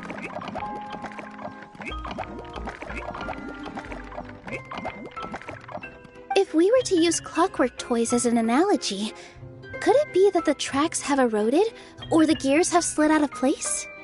That's exactly right, Nilu. That's basically what's happening. Anyway, some of the monsters outside the city saw this as an opportunity to launch an invasion.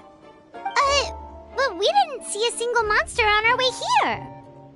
That's because I already took care of most of them over the past couple of days. Of the remaining few, we trapped some of them inside the castle and chased the rest back out of the city. Okay, so to summarize, not only has the magic here gotten all messed up, but the dragons also knocked some of the stars out of the sky, plus there's a bunch of monsters in the city. Sounds like there's a lot more to fix here than in the Forest of Blessings. Well, defeating the dragon and the monsters should be straightforward enough. But how do we fix the magic? Supposedly, the goddess has had it all planned out for ages. One of her oldest prophecies says this: "Go and push the gear that connects up to the starry sky. When that time comes, I shall dance and return the tracks beneath my people's feet back to the stars in the sky." Huh? But weren't the tracks the gift that she gave to her people in the first place? Does that mean she plans to take the gift back? That's what the prophecy seems to be saying, yes. So, as a result, some people are against turning the gear, despite what the prophecy says, since they fear a future where they no longer enjoy the goddess's protection. But letting this drag on isn't the answer either, is it? No, and I think they know that. But they're just too afraid to take that final, terrifying step. They're still hoping there might be an alternative solution. Now, we could ignore their objections and go turn the gear ourselves. But... Exactly. You know me well. And that's why you're my partner. I want to get as many people on my side as possible. At the end of the day, this is their city, and they should have the right to decide its future. Ooh, spoken like a true wise king, Navia. I am the boss of Spina di Rosula, after all. This may be my first time as a king, but there are a few similarities between the two roles. Traveler, Paimon, Miss Nilu, would you be willing to lend me your support? With your help, I'm confident we'll be able to find the most frictionless way to resolve the problems plaguing this city.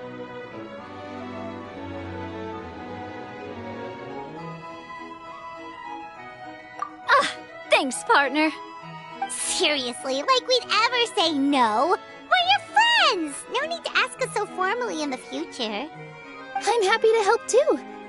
This is a beautiful city, and just like the Forest of Blessings, I would love to see it return to normal as soon as possible. Great. As the King of Constellation Metropole, I extend to you my gratitude. All right, everyone, follow me. I'll show you the way to the goddess statue at the top of the Metropole. And stay close. You don't want to get lost in my castle. It's huge.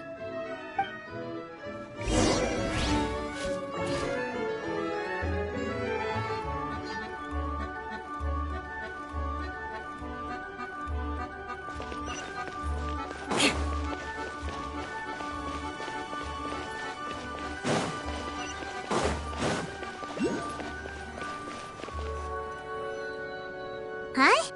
What's this? Wait. This looks like the star I found earlier. I told the guards to place it near the goddess statue. Maybe they ran into some trouble up there. Guess we'd better hurry.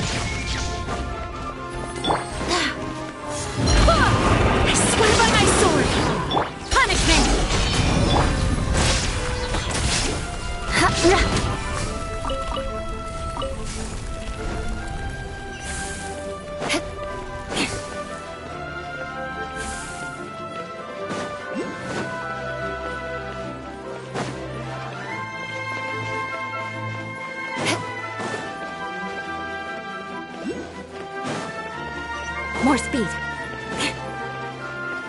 More speed.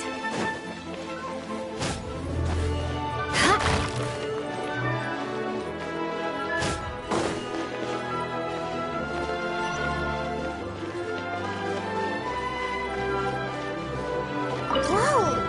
Why is the star on top of a mechanism? Uh-oh! More monsters incoming! Can't run! Go and squirm! Shiver! Beg for mercy.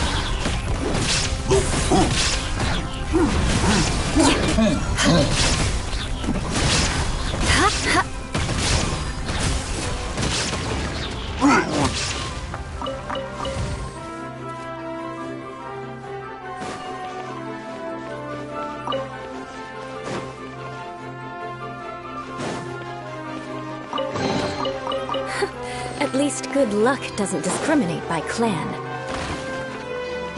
Shut up! Judgment! Punishment!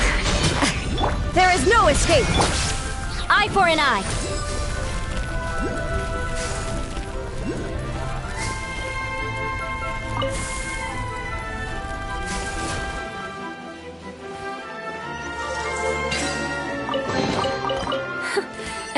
Good luck doesn't discriminate by clan.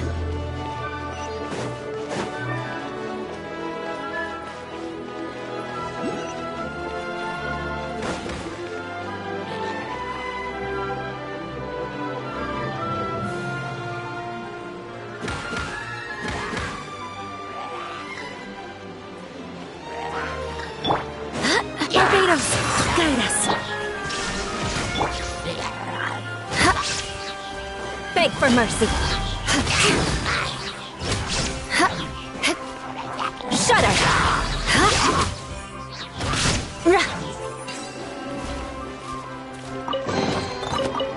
What do we have here?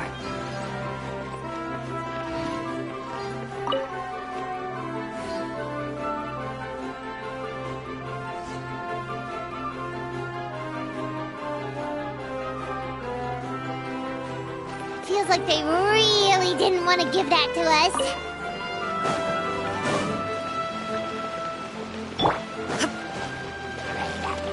Shine down! You can't run! Shiver!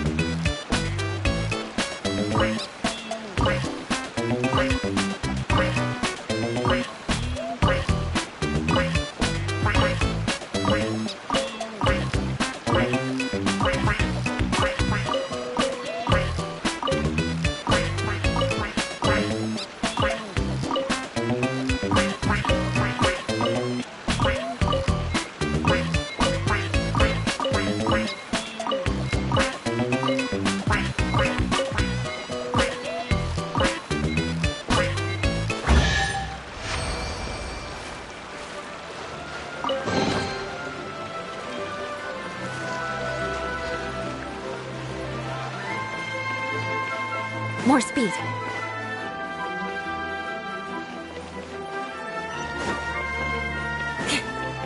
More speed.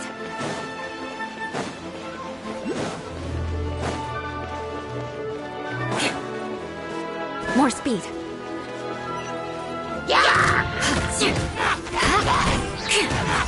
Beg for mercy.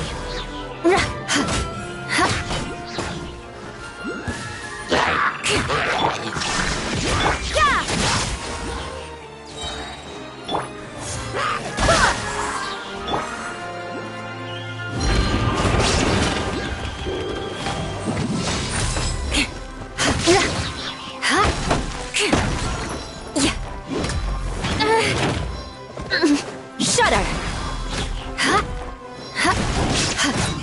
There is no escape!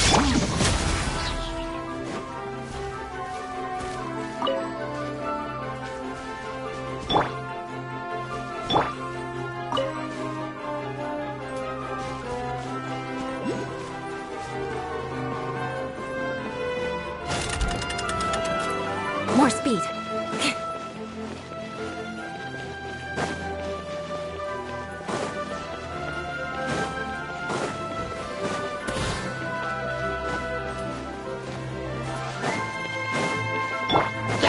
Wait, hear me. Punishment!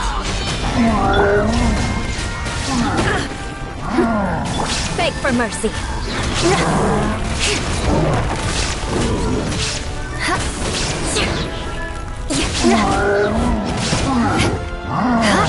Rack and ruin.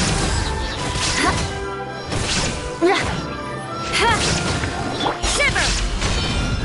Shine down. Eye for an eye. More speed. Crush.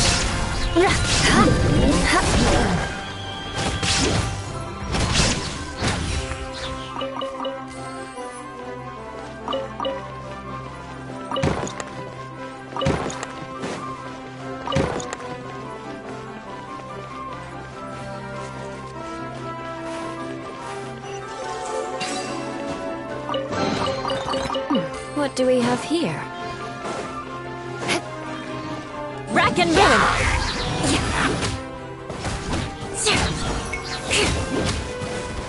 Eye for an eye!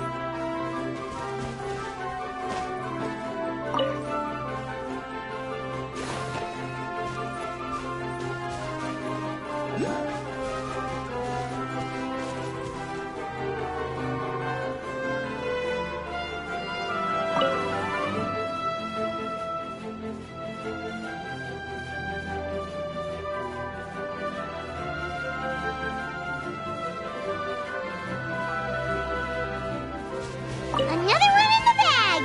That sure was rough. What do we have here?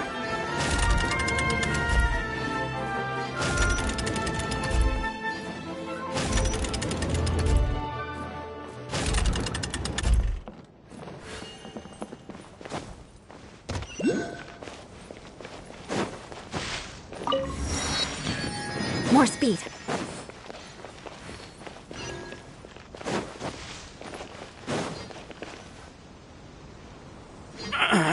Drat!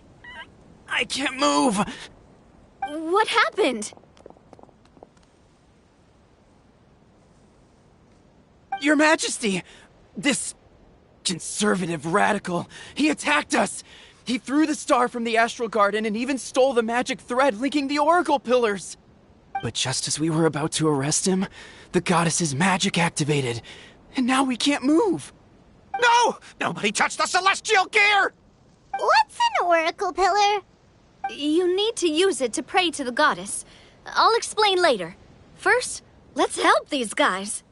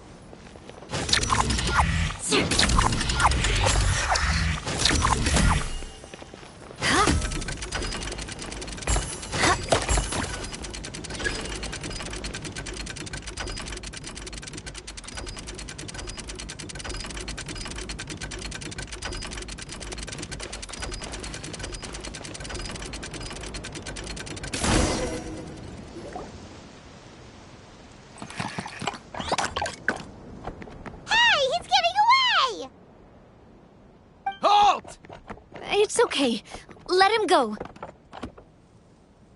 But, Your Majesty! Even if we catch up to him now, we won't be able to change his mind, much less quell the fear that many others like him are feeling. All it would do is turn him further against us. Understood, Your Majesty. Also, this is the magic thread he was holding from the Oracle Pillars. Your Majesty, what should we... Please give that to the traveler over there. I believe they have some questions for the goddess. Yes, Your Majesty.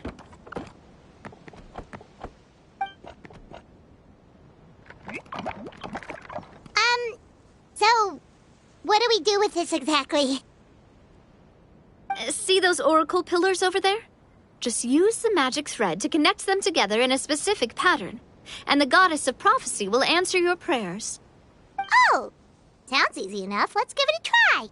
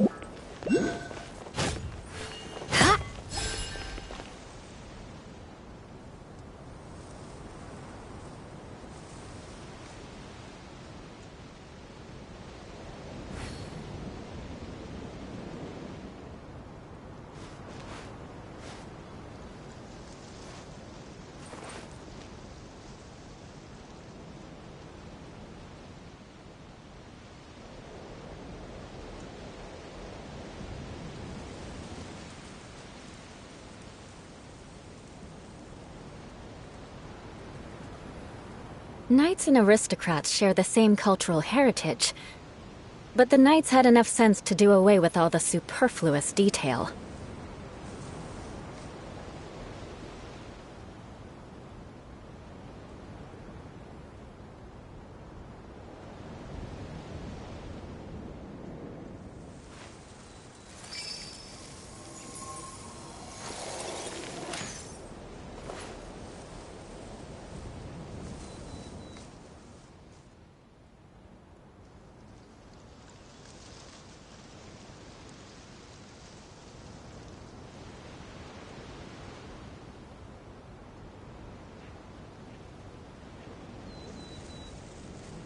You want to learn some Favonia's blade work? All right then, I'll teach you. Oh yes, I'll teach you all right. Mark my words.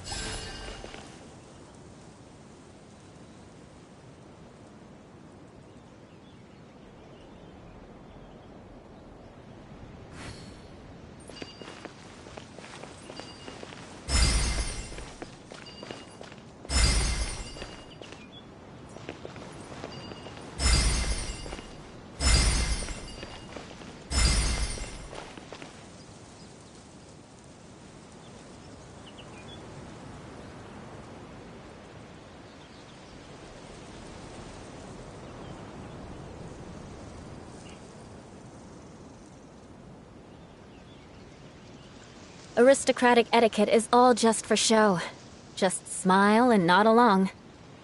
I was forced to learn all of the rules by heart, but even I don't take them that seriously.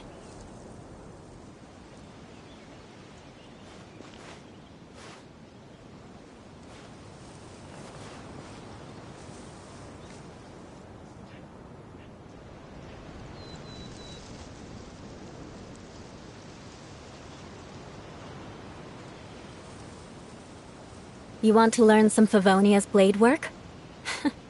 All right then, I'll teach you. Oh yes, I'll teach you all right. Mark my words.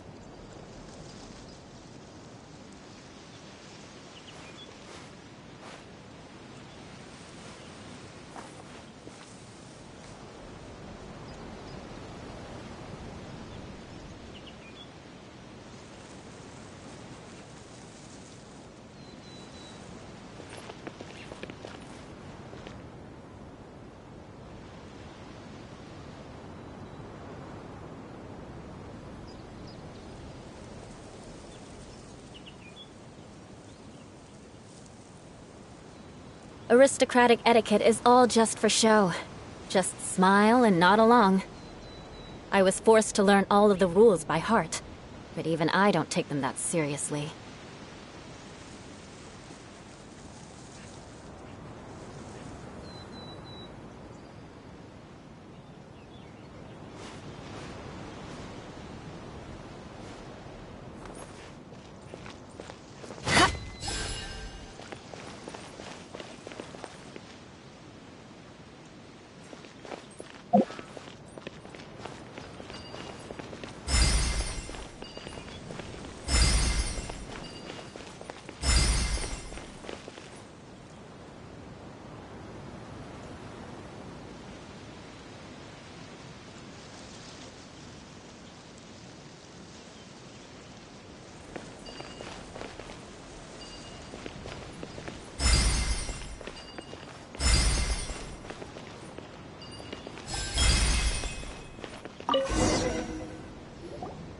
It worked!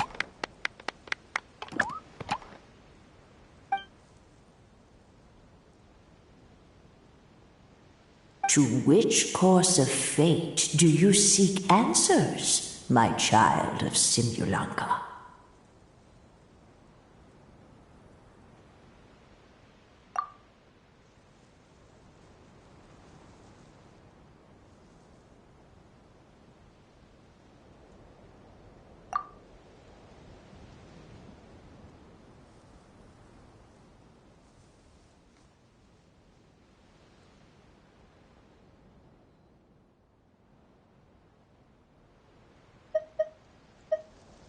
The hero from another world, supported by their companions, shall restore peace to this world.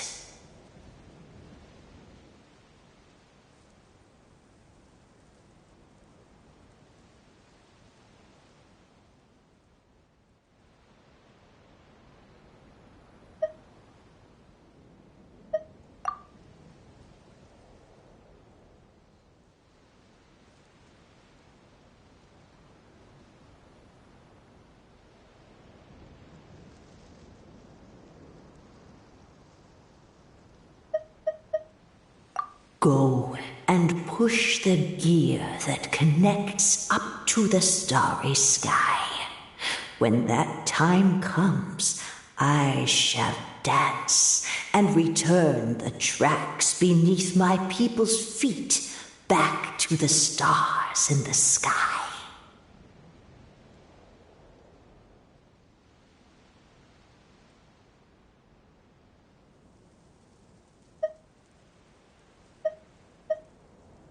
Go and push the gear that connects up to the starry sky.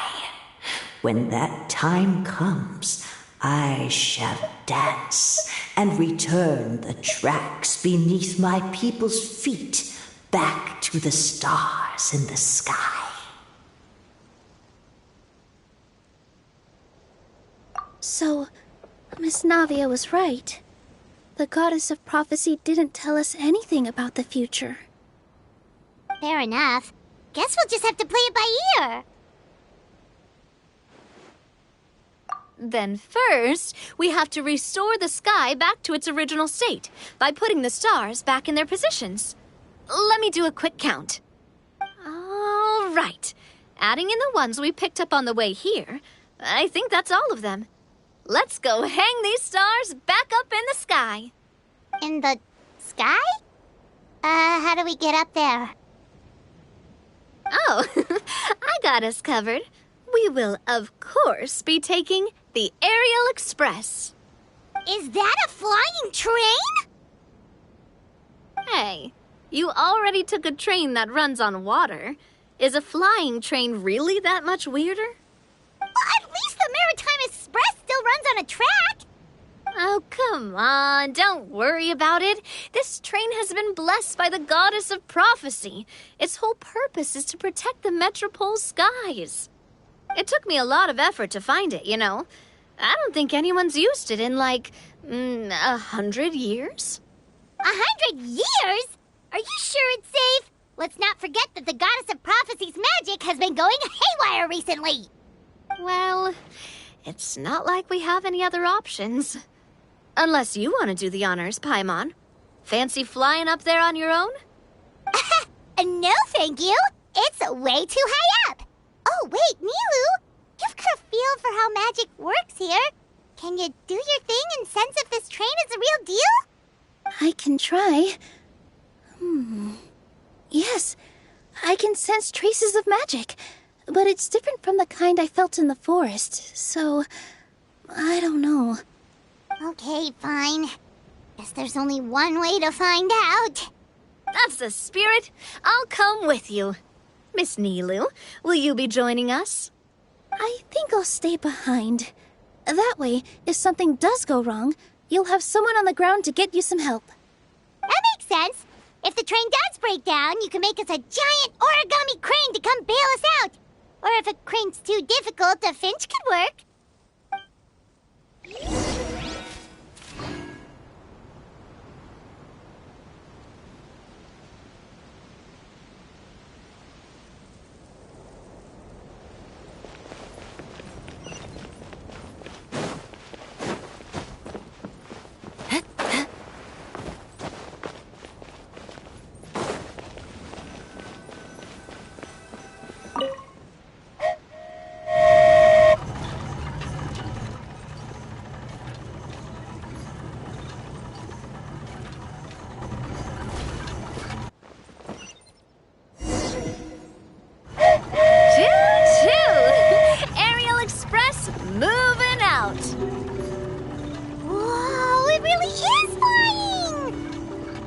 What an amazing feeling! I've never been on a flying train before. Neither have we!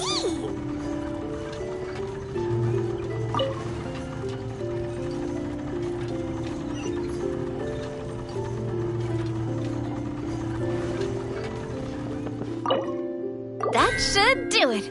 On to the next location.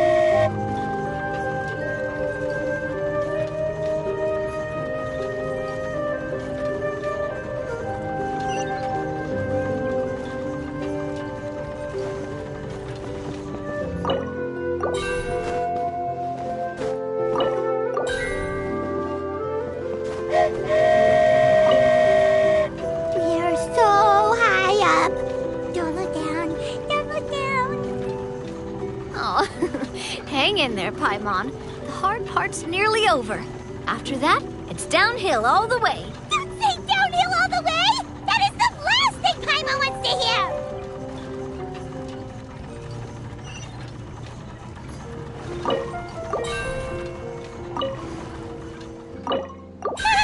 We're finally done! Okay, let's get back down while this train is still working!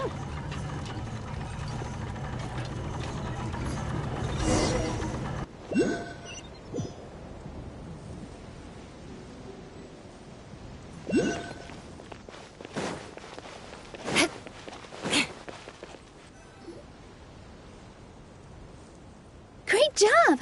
It looked like it all went smoothly. Yeah, and it was an absolute blast, too. You gotta ride with us next time, Miss Nilu. Huh? I'm okay. Thanks for... Halt! What do you think you're doing? Get out of my way! What's going on? Your Majesty, there! Let us through! Stay back! It's okay. Let them through.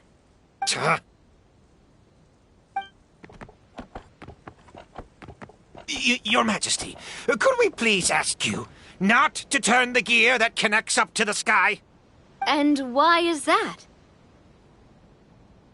As you have seen, the goddess's gift is very important to us. It keeps us from harm and protects our very lives. Some of us, we just aren't ready to lose that protection. I see. I understand. Huh? Your Majesty, do you mean... I won't turn that gear. Not until you're ready. What? I've said before that the Metropole belongs to the people. and they should have the right to decide its future. But let me ask you this. How do you plan to solve the issues we are currently facing? Well, we'll start by rescuing the people that have gotten stuck. And then we'll find a way to figure out the true cause of this crisis. And have you made any headway on that? The true cause, I mean. Unfortunately not.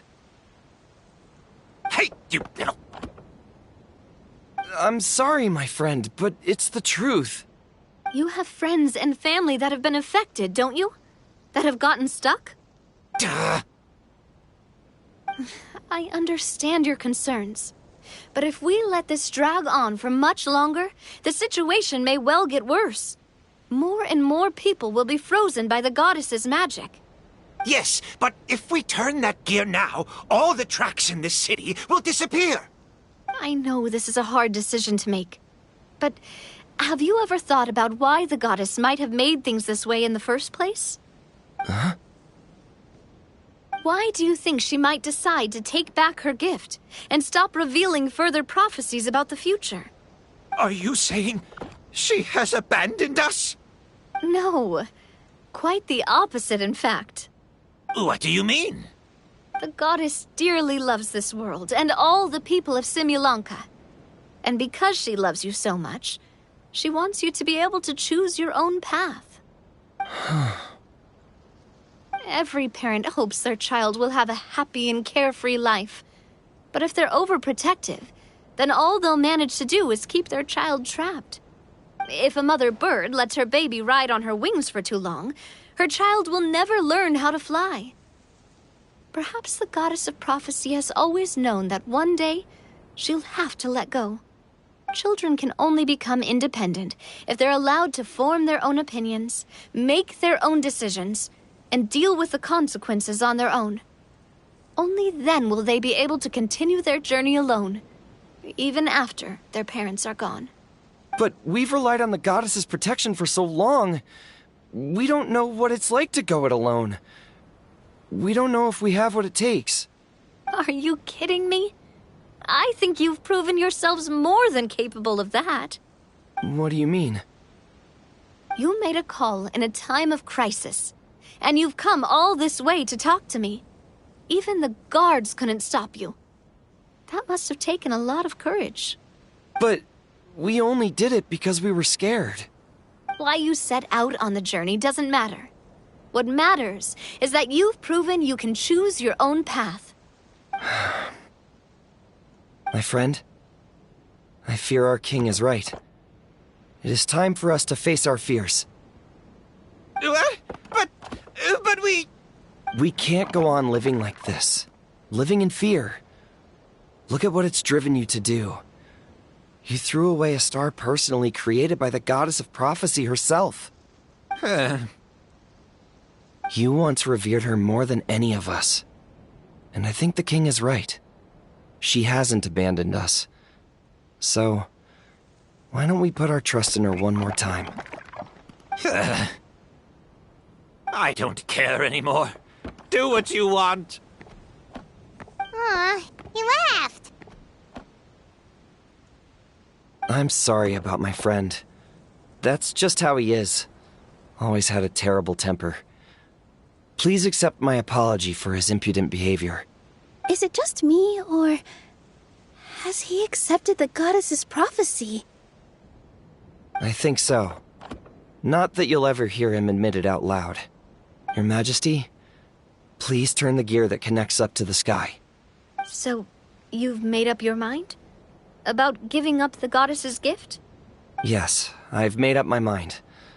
But maybe losing the gift isn't what this is about anymore. Because we've gained something too. You have given us courage. Well said. I am proud of your decision. Now, gather around, everyone, and join me as we make the night sky of this wonderful city turn once more.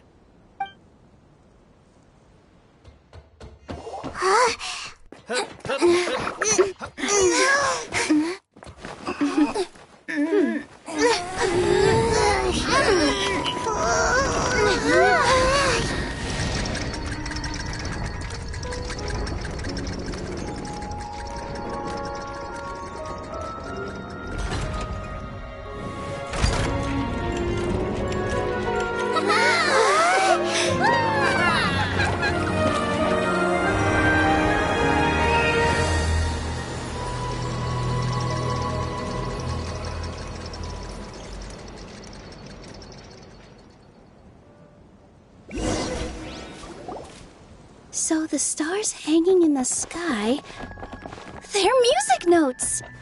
This entire metropole is a huge music box!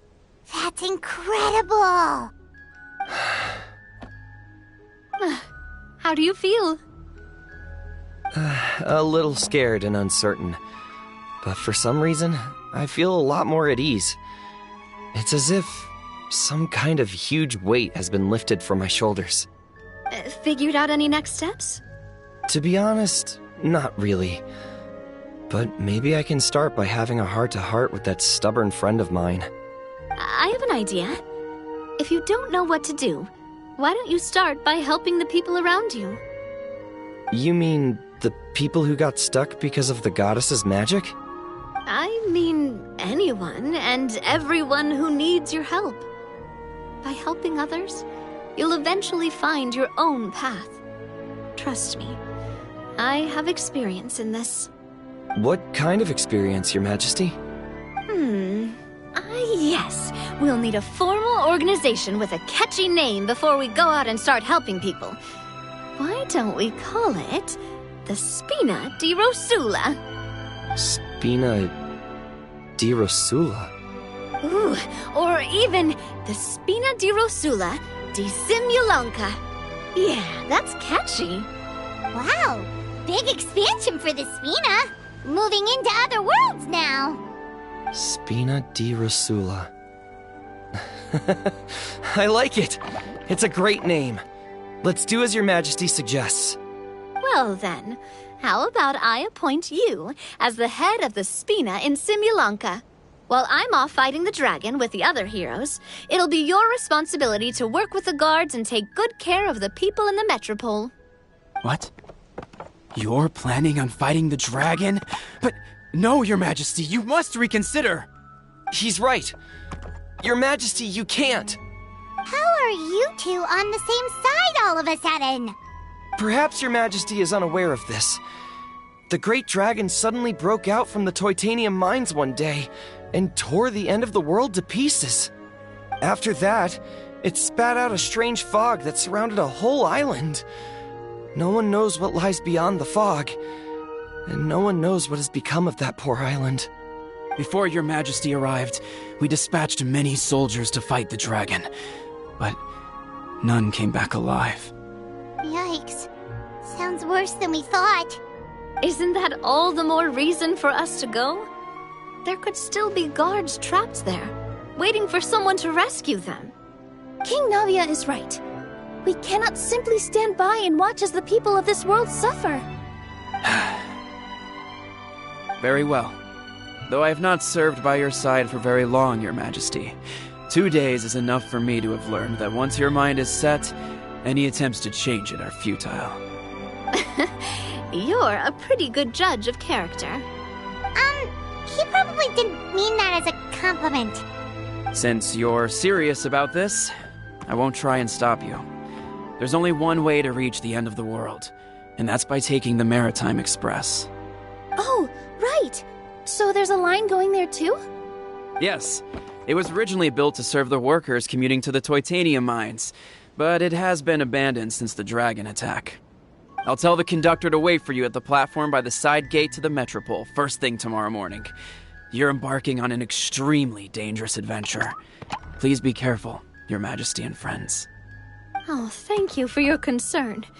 While I'm gone, I leave the Metropole in your capable hands. Yes, Your Majesty! Just call me boss from now on. That's what everyone in the Spina calls me, and it's what I'm used to.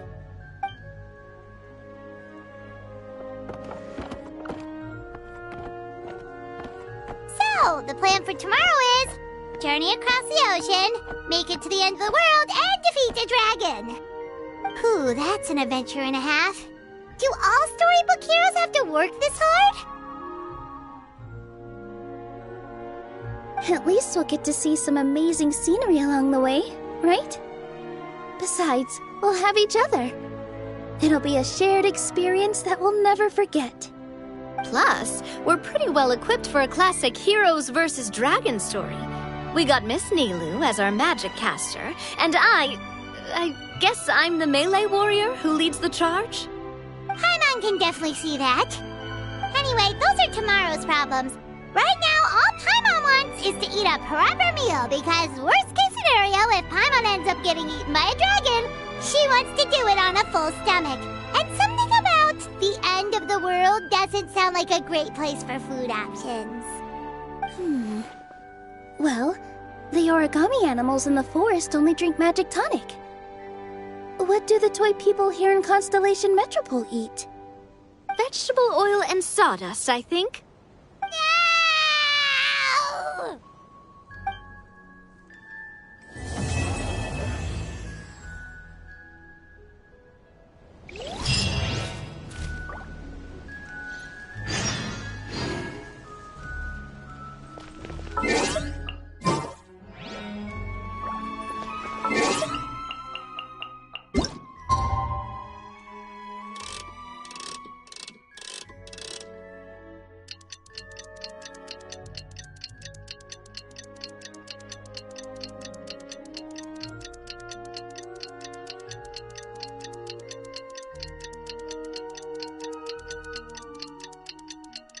The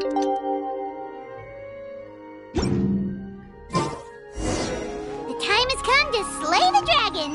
How are you feeling? Nervous? Paimon's curious to see what this end of the world place is like. Come on, let's go meet the others at the station.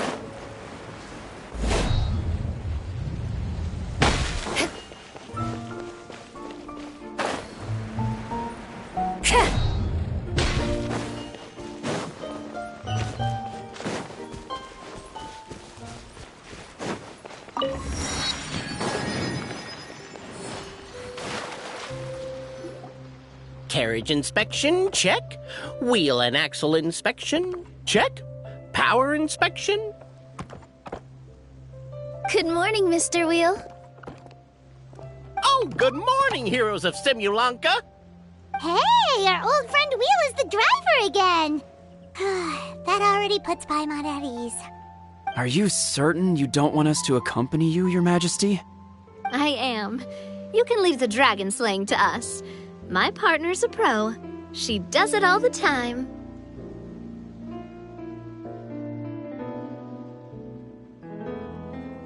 What remarkable friends Her Majesty has. With such great heroes by your side, I'm sure you'll best the dragon with ease. We won't keep you any longer. All right, then. Look after the city for me while I'm gone. Yes, Your Majesty. Just leave it to us. I think we're all set. Time to depart. Next stop, the end of the world!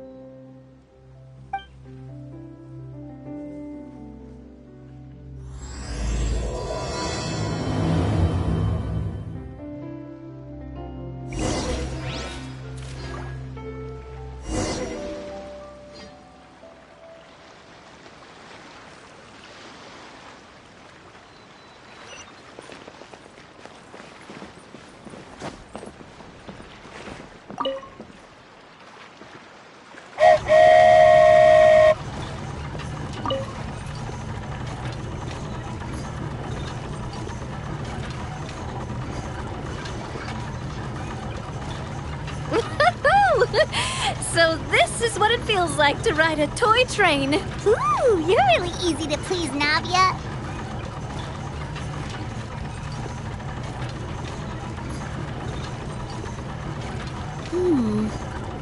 Looks like the fog ahead is getting thicker.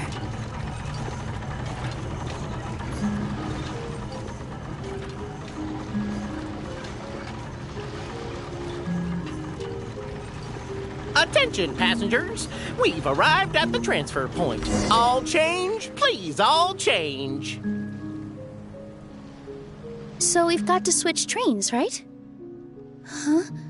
What's that? It looks like... Haley Churls, they've taken over that platform! Huh?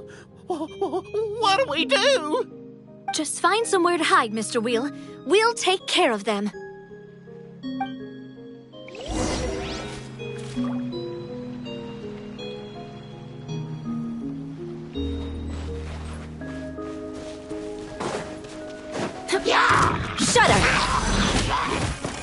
I swear by my sword! Light out! There is no escape! Crush!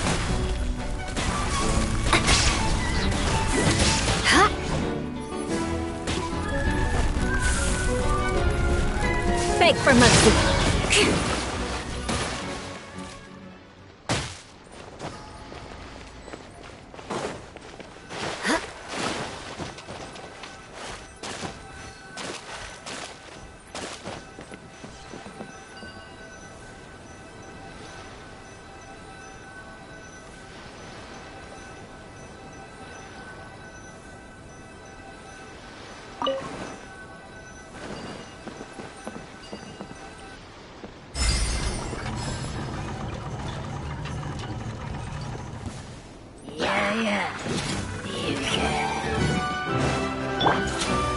Go as flame! Shine down! Judgment! I condemn you! Shiver! Crush!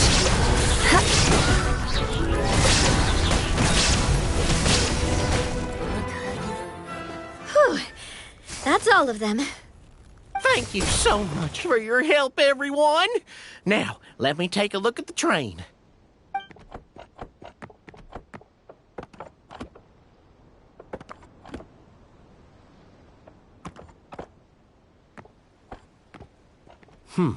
The carriage is a little scratched up, but there doesn't seem to be any real damage. And the engine's still operating normally, so I think we're good to go. Wonderful. Let's keep going then.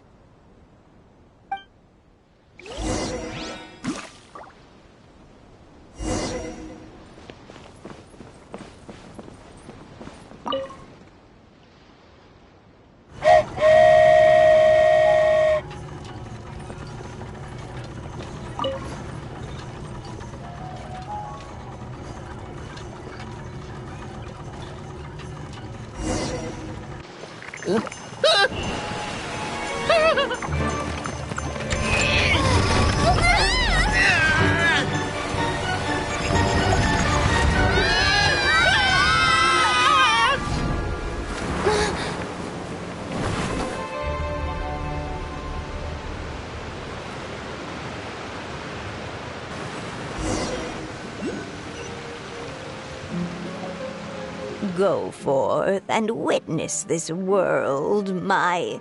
Make sure to be nice to everyone.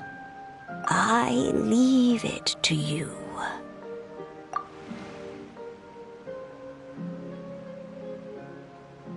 Are you okay, Miss Nilu?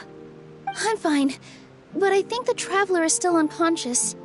We're lucky this guy caught us on the way down. Passed out from a little fall, did ya? How fragile. Oh, cut her some slack. The Traveler's had a rough few days. We should just let her nap for a bit. But my leg's falling asleep. You couldn't have set her down on the grass over there, Hat Guy? Ha! I go out of my way to save 4 people who fall out of the sky, and now you're nitpicking my choice of soft landing? That's the most ridiculous thing I've ever heard.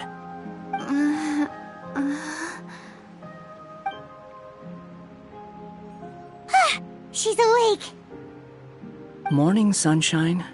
You were having a nice little dream there, weren't you? Not gonna lie, it was kind of adorable.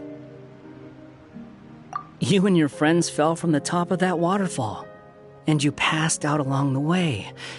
Guess someone couldn't keep it together. Sorry to break it to you, but crashing into the ground doesn't take you to another world. That kind of thing only happens in those stupid light novels they sell in Inazuma. Also, he kind of, set you down in Nilu's lap, so that's where you've been napping all this time.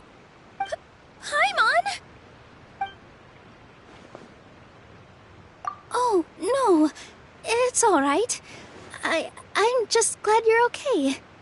You didn't hit your head, did you? Is the dizziness gone?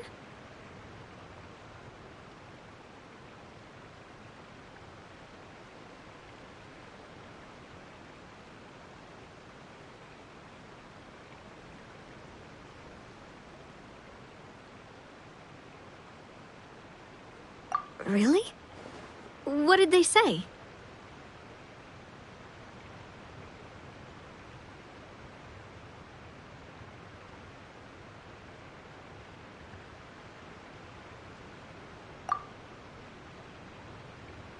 The fog you see around here can have a hallucinatory effect.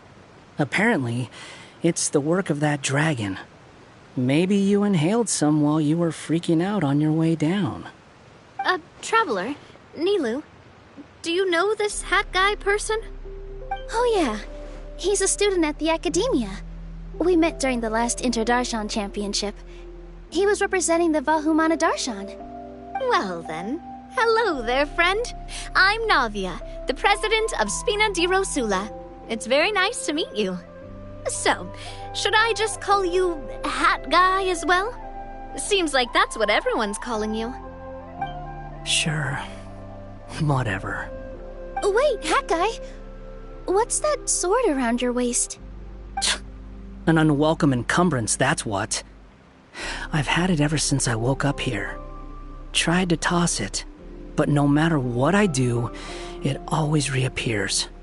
Such a pain. Anyway, if any of you want the hero sword, you can have it. Wait, it's called what? The hero's sword. Meant to be wielded by the hero. I know. Me of all people, right? The irony. What? You're the hero of this world? Will you calm down? It's just a dumb title. Oh, it's just that this entire time, we thought we were the heroes of the prophecy. Well, if it means that much to you, you're welcome to claim the title. You'd be doing me a favor.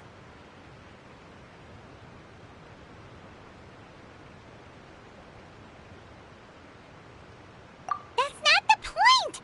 The real question is, if you're the hero, then where the heck have you been all this time? Looking for a way out. I heard there's a boat in this area that can bring you to another world. So I came to investigate.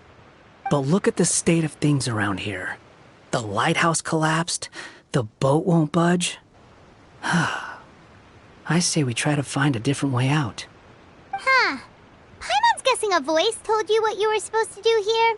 That's what happened with Navia and Nilu, at least. You expect me to take orders from some disembodied voice? Hey, wait, where are you going? To find the so-called source of this world's misfortune. The dragon responsible for this whole mess. Wait, we came here to fight the dragon as well. Why don't we go together? Grab that dragon scale over there before you leave. It'll come in handy later. A dragon scale? Where?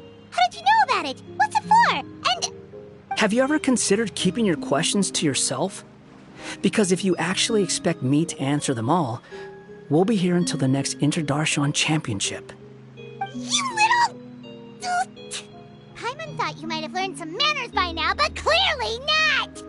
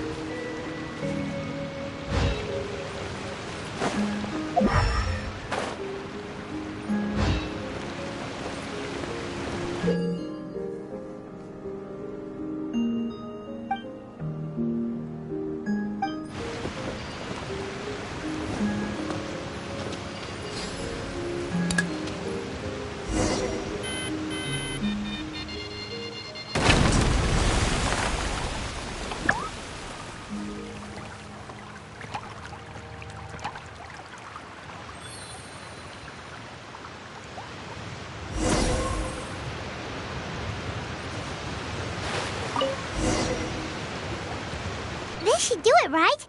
Wow, this scale is amazing! It turns everything everything it touches into something hard, almost like a toy block.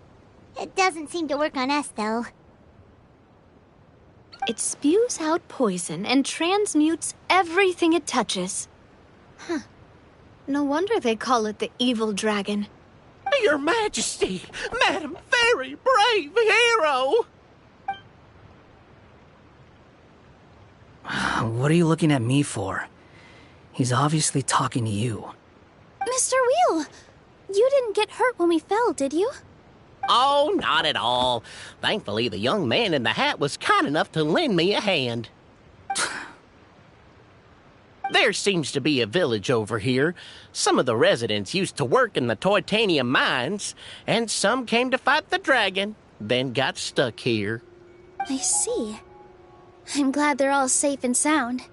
I can try to use my magic to fold a boat to bring everyone back. Oh, I'll help too. Still, I think we need to take care of the dragon first. We don't want it to start causing trouble when we're trying to load people onto the ship. Apparently, the villagers often see the dragon fly into a space behind the waterfall. They think that's the location of its lair. Then we should look around and try to find a way in. I'll wait here for your triumphant return. Your Majesty, brave heroes, please be careful.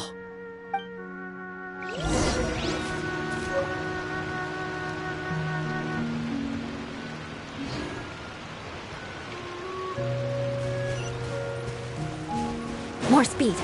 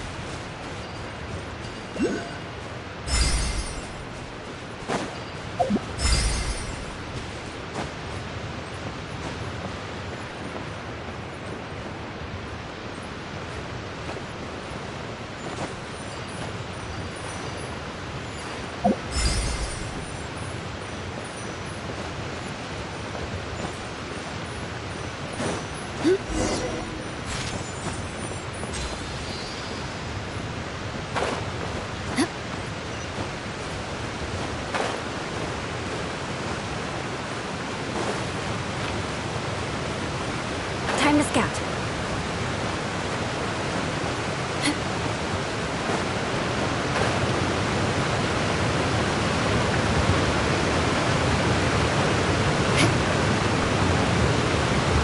Well, we made it!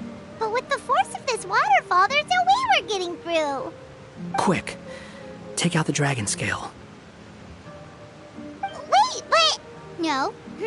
Paimon doesn't need to ask you anything. The dragon scale can turn anything it touches into toy blocks, so... Aha! You want to use it to block off the water! See? Paimon can figure things out all on her own.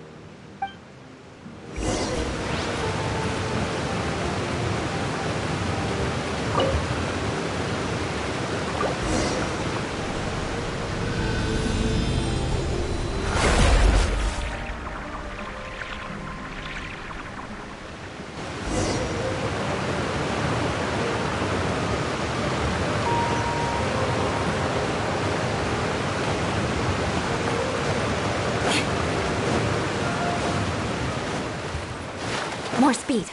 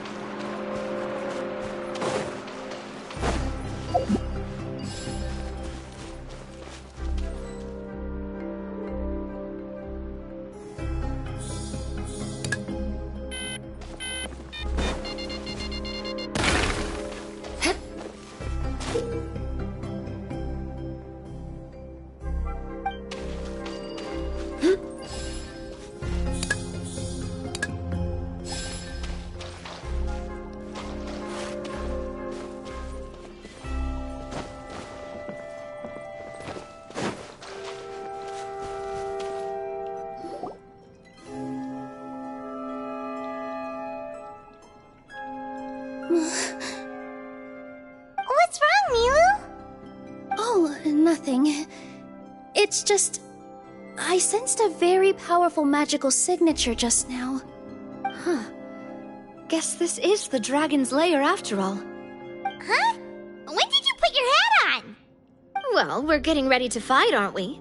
I feel more comfortable in my regular outfit. Hat Guy also put away that sword around his waist. Should have never had to use this thing to begin with. Do you need to do anything to prepare, Traveler? Paimon's getting kind of nervous seeing everyone else serious like this.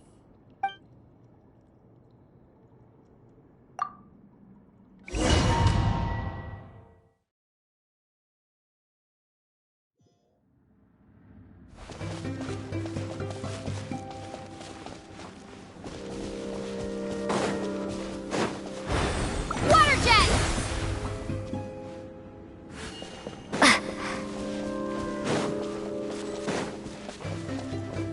Oh, looks like we're not the first ones to make it in here. Wait, hold on! Let's fight the dragon together! They're already gone! Let's try to catch up!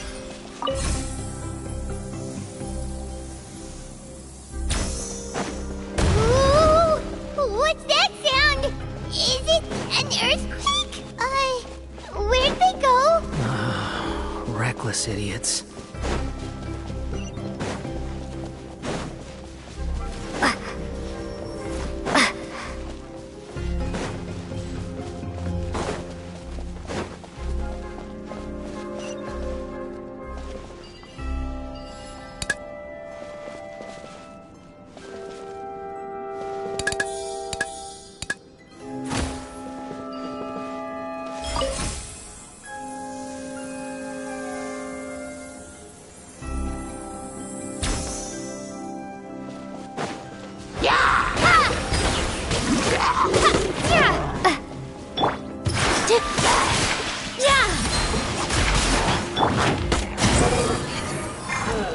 Umbrella warfare, I guess.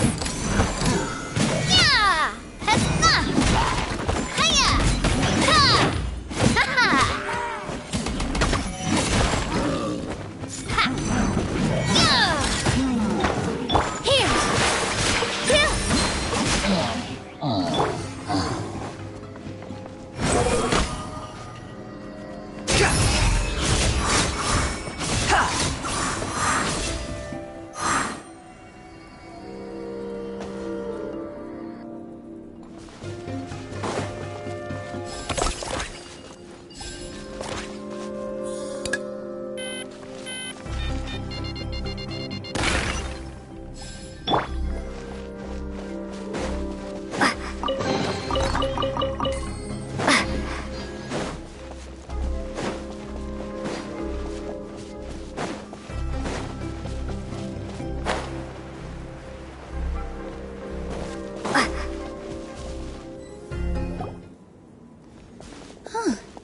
This space is completely empty.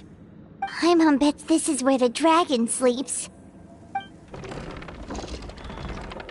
Watch out in front! It's coming!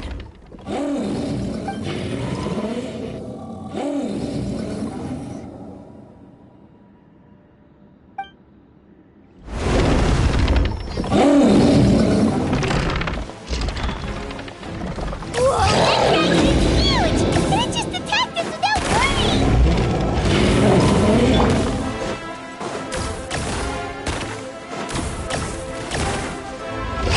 Oh, my strength!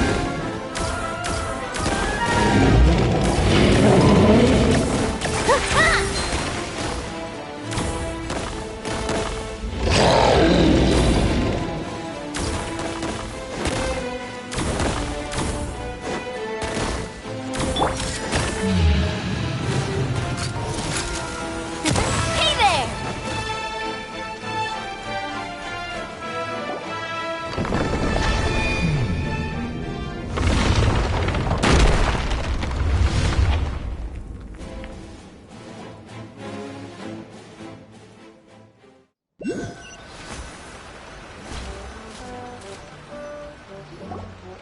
Look, he's here. Ah, another new soul has joined this world. But are you sure his fate will be as you described? Of course. My predictions are never wrong. I just don't like that kind of story. Then you need only do as you said, and let him find his own story within your fairy tale. You're right. Then listen closely, my child. Your name is...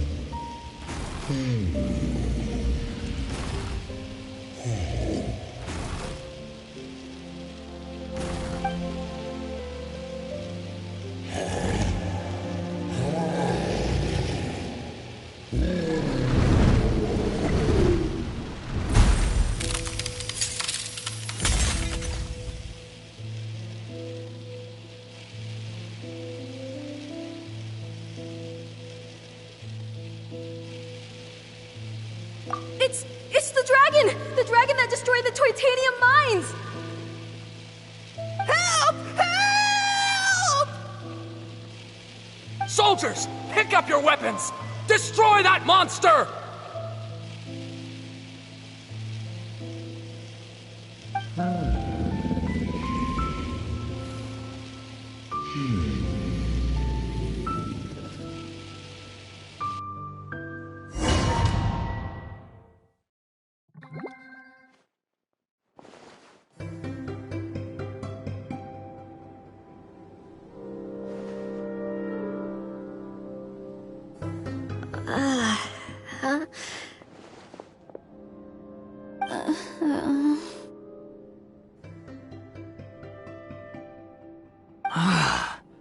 How many times am I going to have to save you?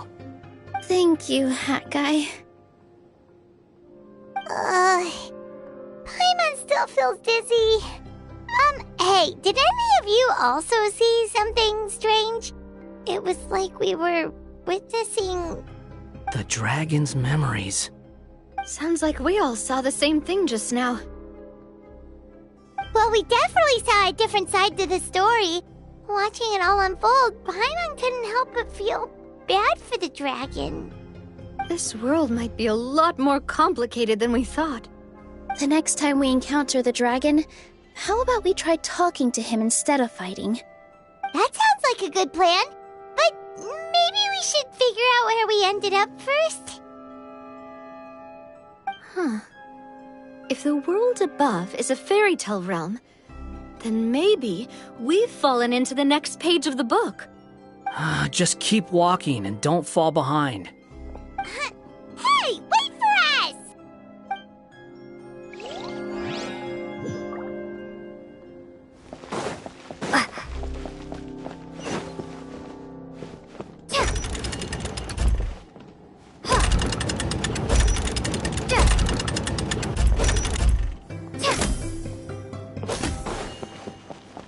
Wow, this place looks a lot different from the dragon lair.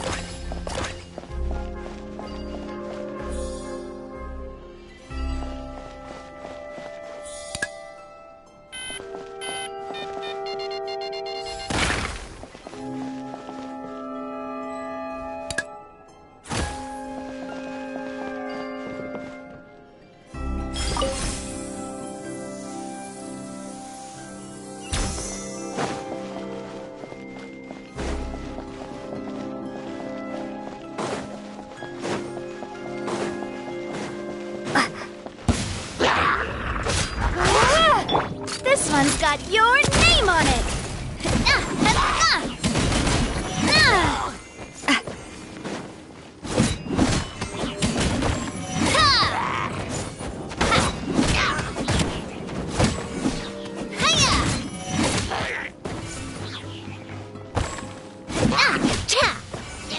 Umbrella warfare, I guess! That's far enough!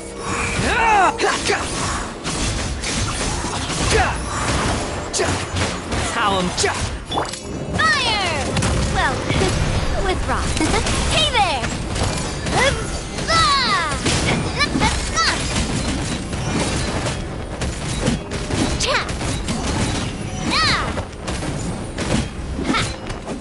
This one's got your name on it!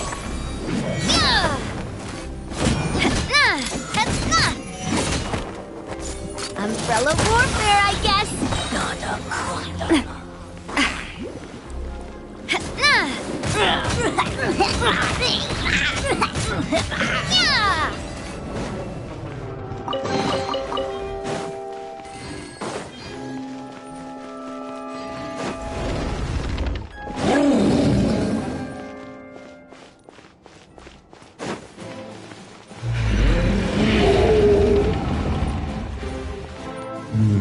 He seems angry. We just want to talk to you.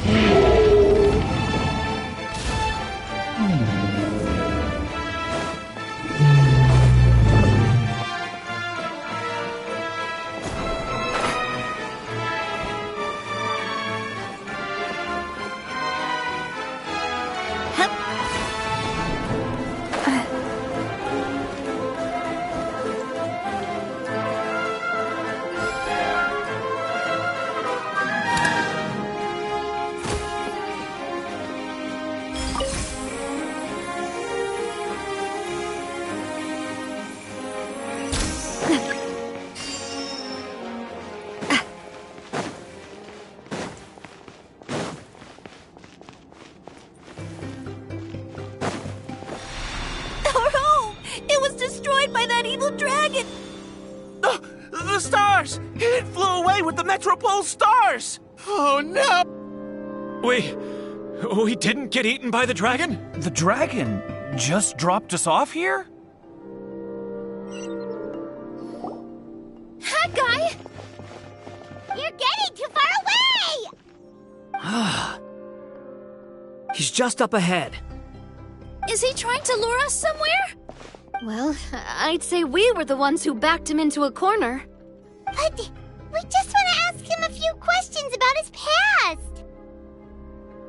He's had year after year of people coming here to try to take his head.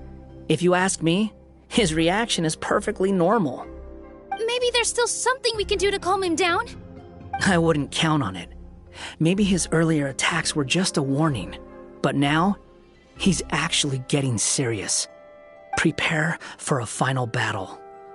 Sometimes, it takes a little force for someone to finally wake up.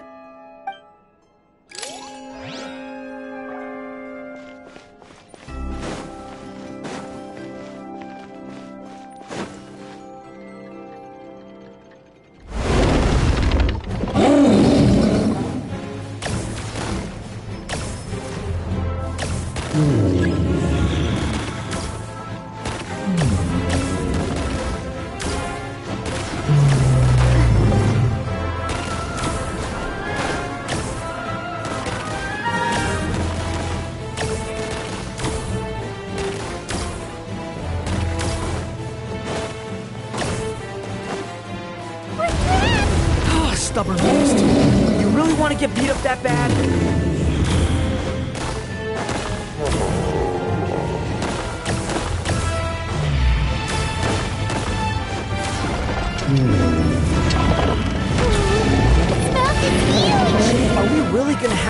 bomb in its mouth?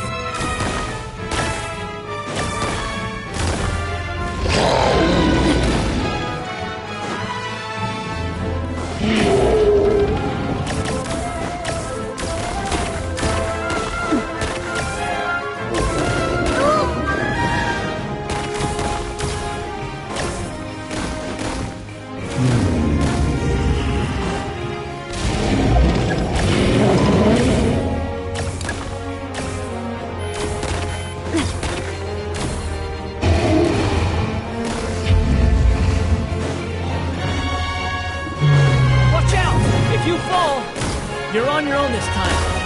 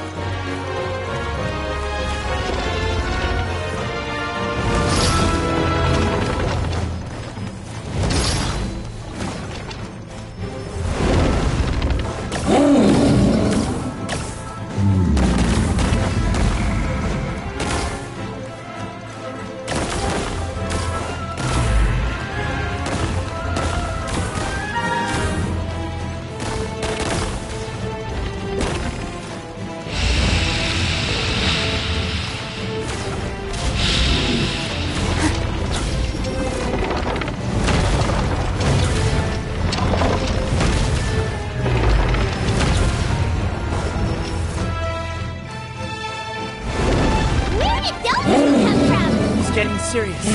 Don't get hit!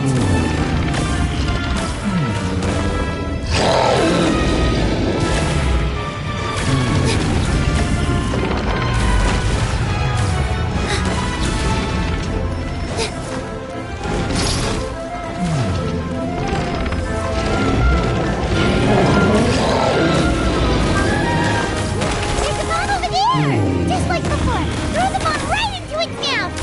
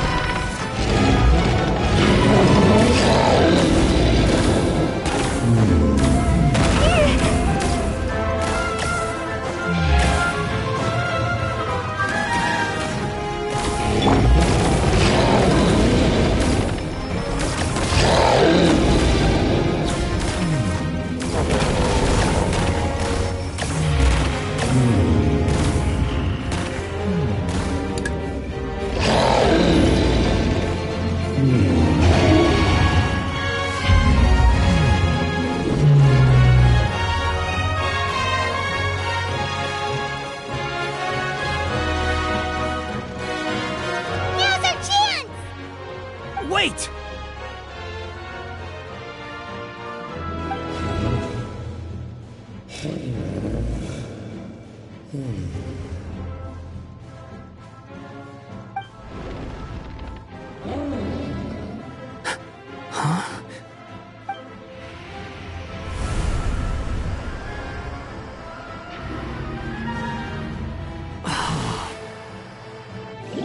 Are we inside the black mist?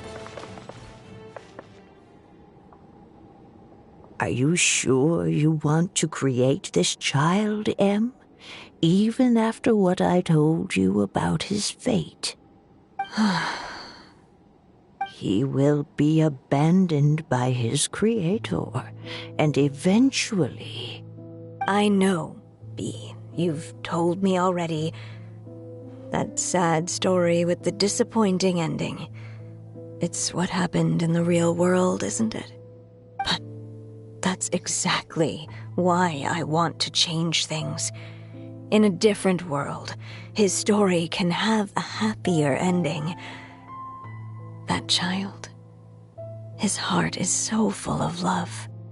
I understand, Anya.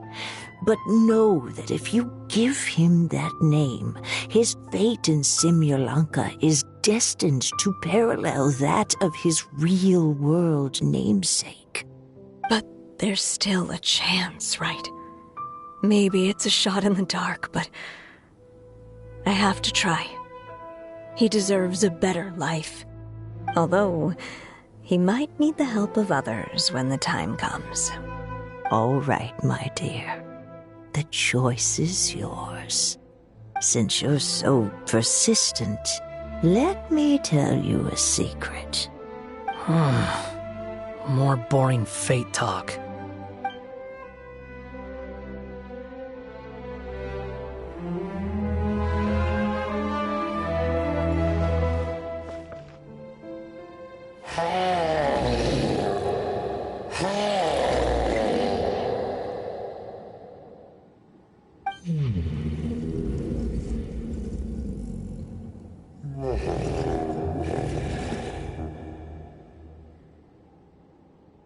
I'm sorry, my child. Unlike my friends, I don't have a long time to live. All said and done, the story of my life will be shorter than the fairy tales in this book. So I will have to leave your side, I'm afraid.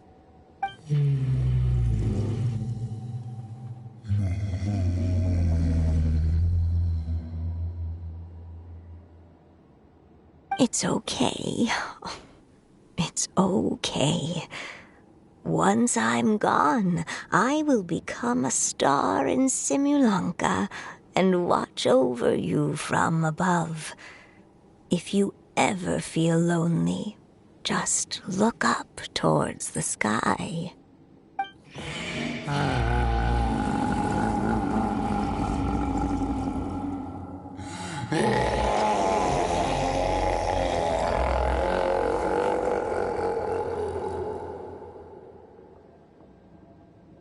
Go forth and witness this world, my child.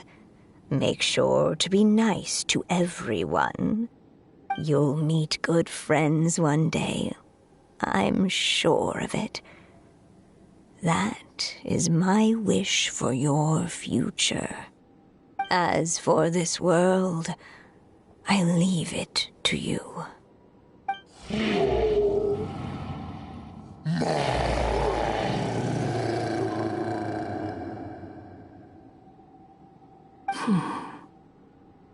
So in the end, you're betrayed too.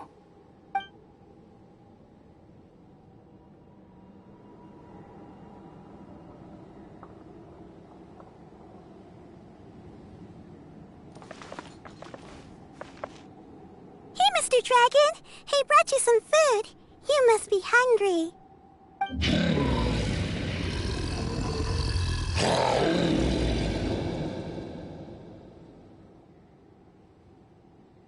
Shh! Quiet!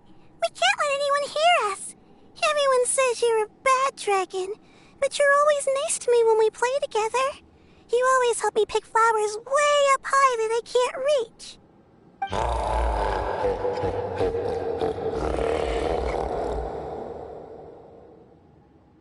It's okay. Just keep hiding here, and tomorrow I'll... Oh no, my child! Help! Somebody help me! Save my child! The dragon's trying to kidnap her! No, Mom! It's not like that! Listen to me!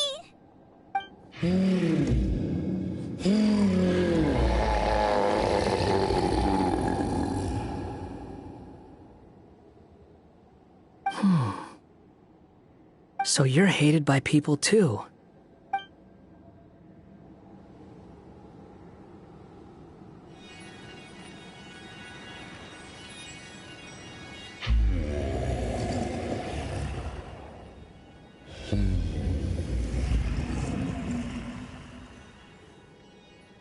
So that's it.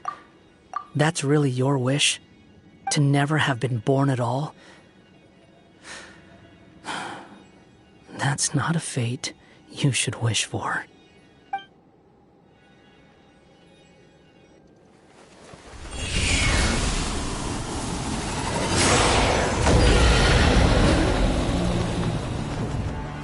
Nobody can define who you are, or deny the true feelings of your heart. Now remember your name. Durin.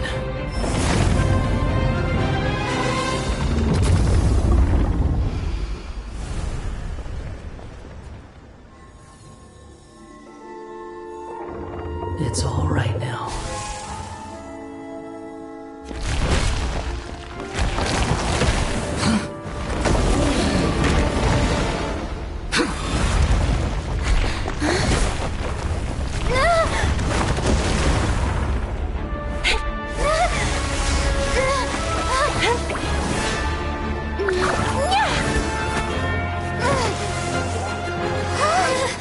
Watch out!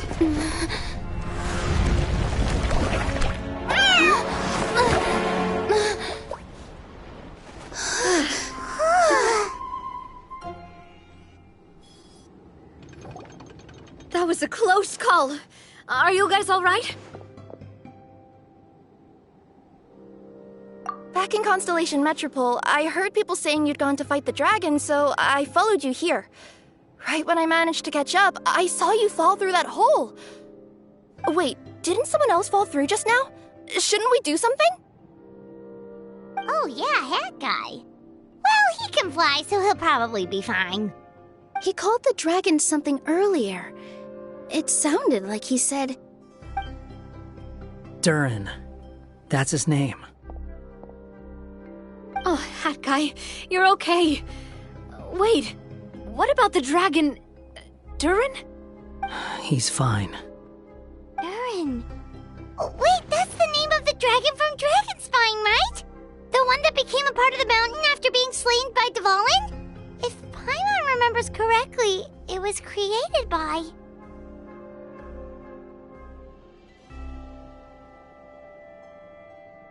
Right! It was created by Rhine Daughter! Created, you say? Huh. So, what exactly happened down there? You've been acting weird ever since the end of the fight.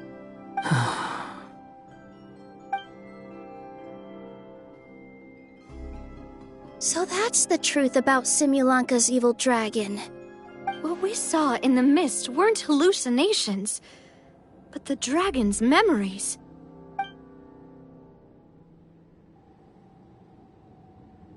Huh.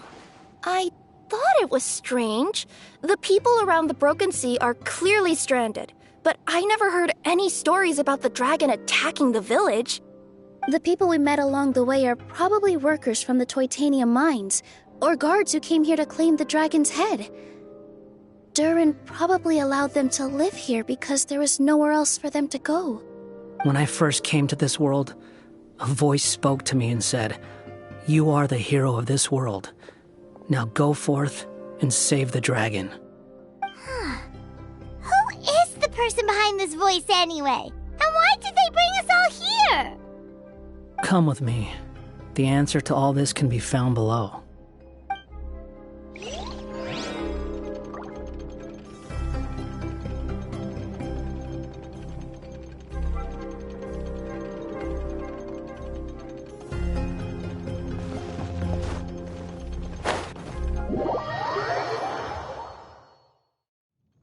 Is this a study? That's right. It belongs to the goddess of fate. Goddess of fate? As in one of the 3 goddesses who created Simulacra? Or more precisely, M.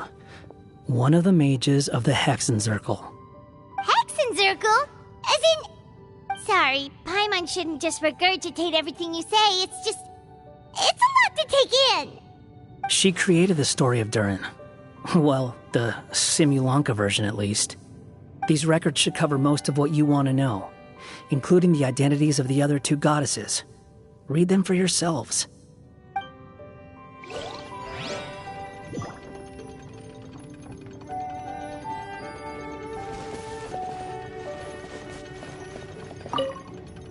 By all rights, I should have been A, since A is the first and last letter of my name.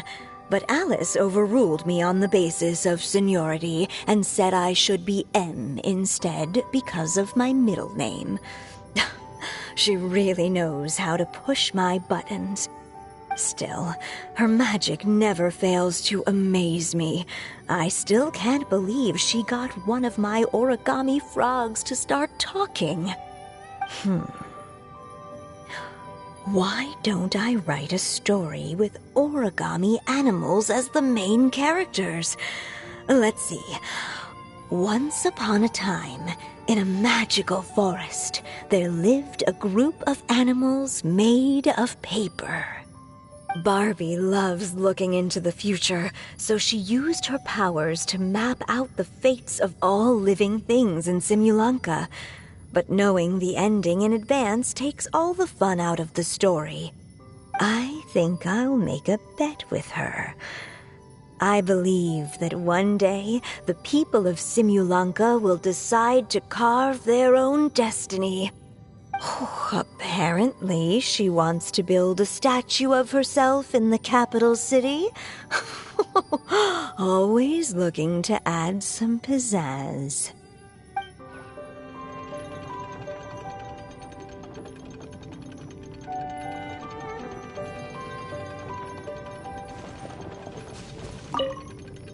My dear sisters, I fear my pen shall soon run dry. Even now, as I write this letter to you, my dexterity is all but failing me. Thank you for enjoying my stories and for creating this world for me. The time we spent together was the most wonderful youth I could have asked for. I always feel so young when we're together. A says that even after I'm gone, the goddess of fate in Simulanka will continue to exist and carry on granting people's wishes. It makes me glad. If you ever want to chat, feel free to pay a visit to the goddess statue. Just don't wish for anything weird.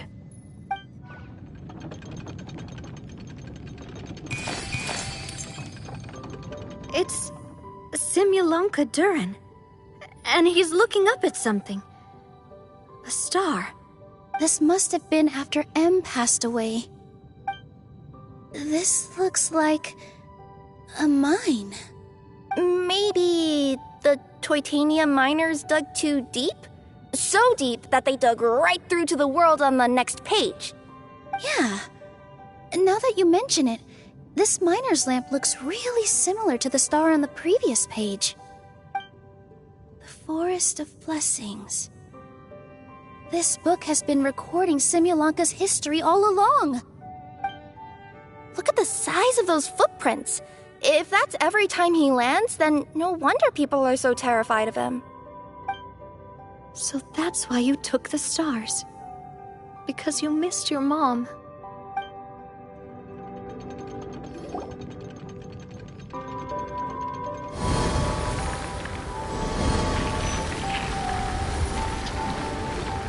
Huh. That statue looks different from the one in the Metropole. It's a different goddess. This one is the goddess of fate.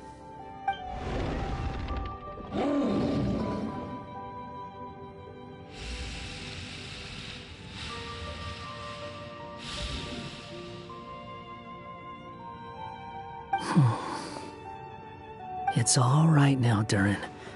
Nobody here wants to hurt you. Don't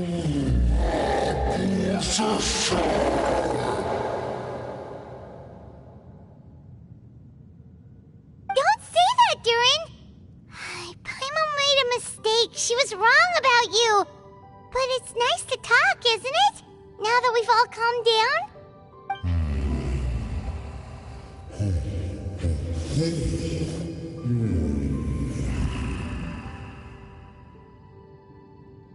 So that's why you made that wish?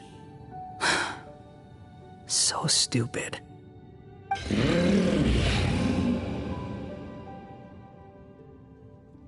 Hey! Anyone with eyes can see that all you want to do is get along with everyone.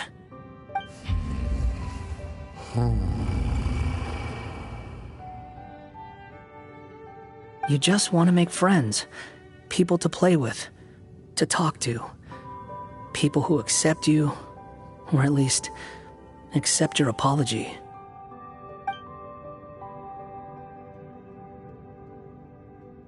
Oh, you never hurt anyone.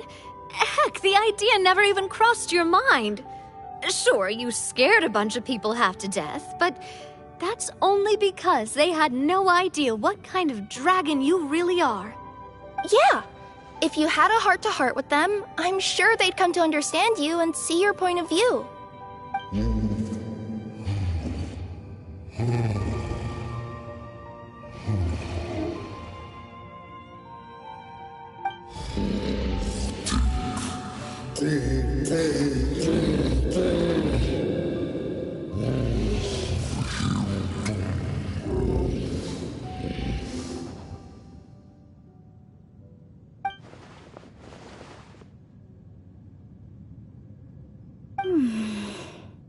The curse.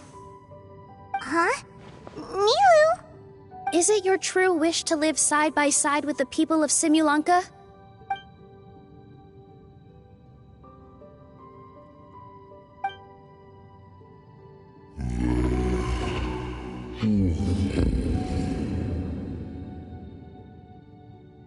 Then close your eyes and make a wish to the goddess of fate.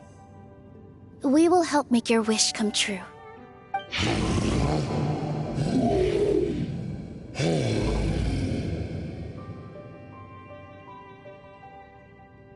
Just trust me.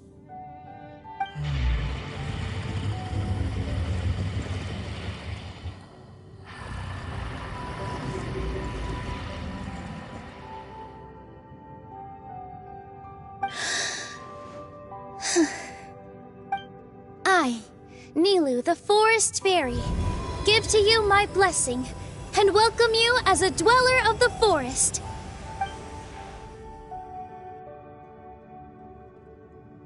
May everyone accept you as one of our own, and may the Forest of Blessings be a place you can call home.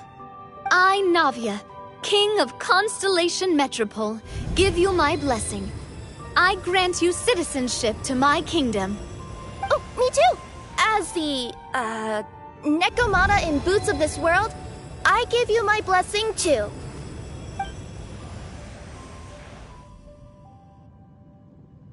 Wait, what's going on?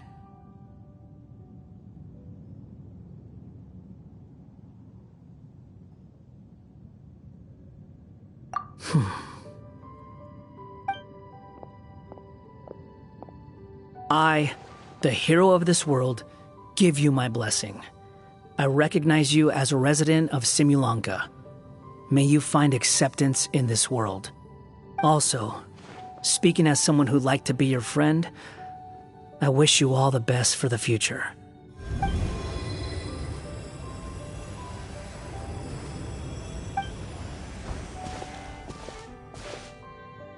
I, a traveler who has traversed many worlds, give to you my blessing. May you find friendship and goodwill no matter where you go.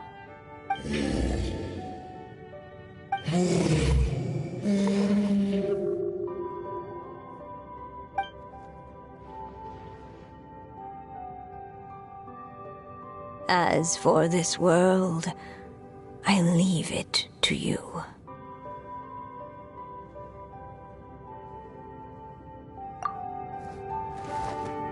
Huh?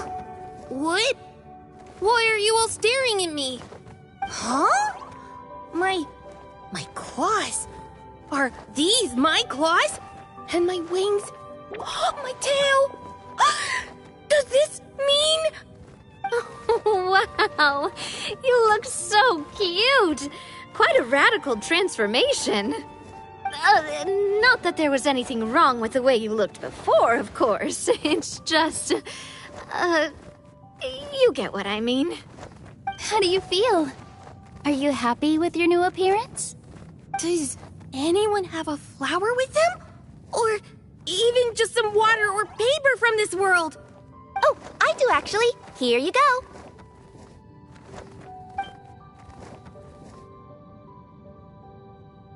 They're not changing.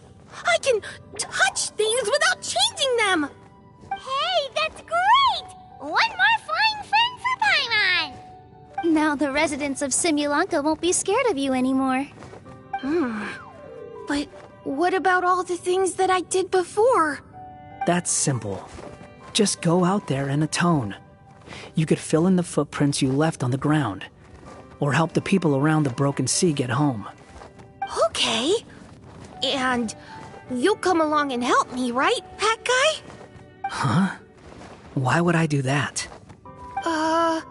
Because you said you wanted to be my friend. You little... Gah. Well, maybe I spoke too soon. Huh? But I thought... All right, fine. I'll go with you. Really? Yes, really. Lying to you would be no fun anyway. Oh, thank you! You're the first friend to call me by my name! Let's go back up. I'm about to suffocate down here. Oh, it feels so good to finally see Hat Guy meet his match. Yeah, okay. Paimon just never thought we'd see the day, that's all. All right, let's also head back up then. Don't be scared, Durin. We'll be right by your side. Thank you for your blessings, everyone! Oh, this is the happiest day I've had in a really long time!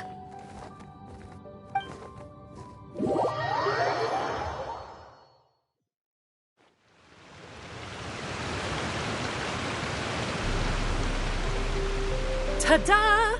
Surprise, everyone! Ah! A talking street lamp! Street lamp? Oh my! You mean you still don't remember me after all the times we've spoken? I know that voice! It's Mom's friend!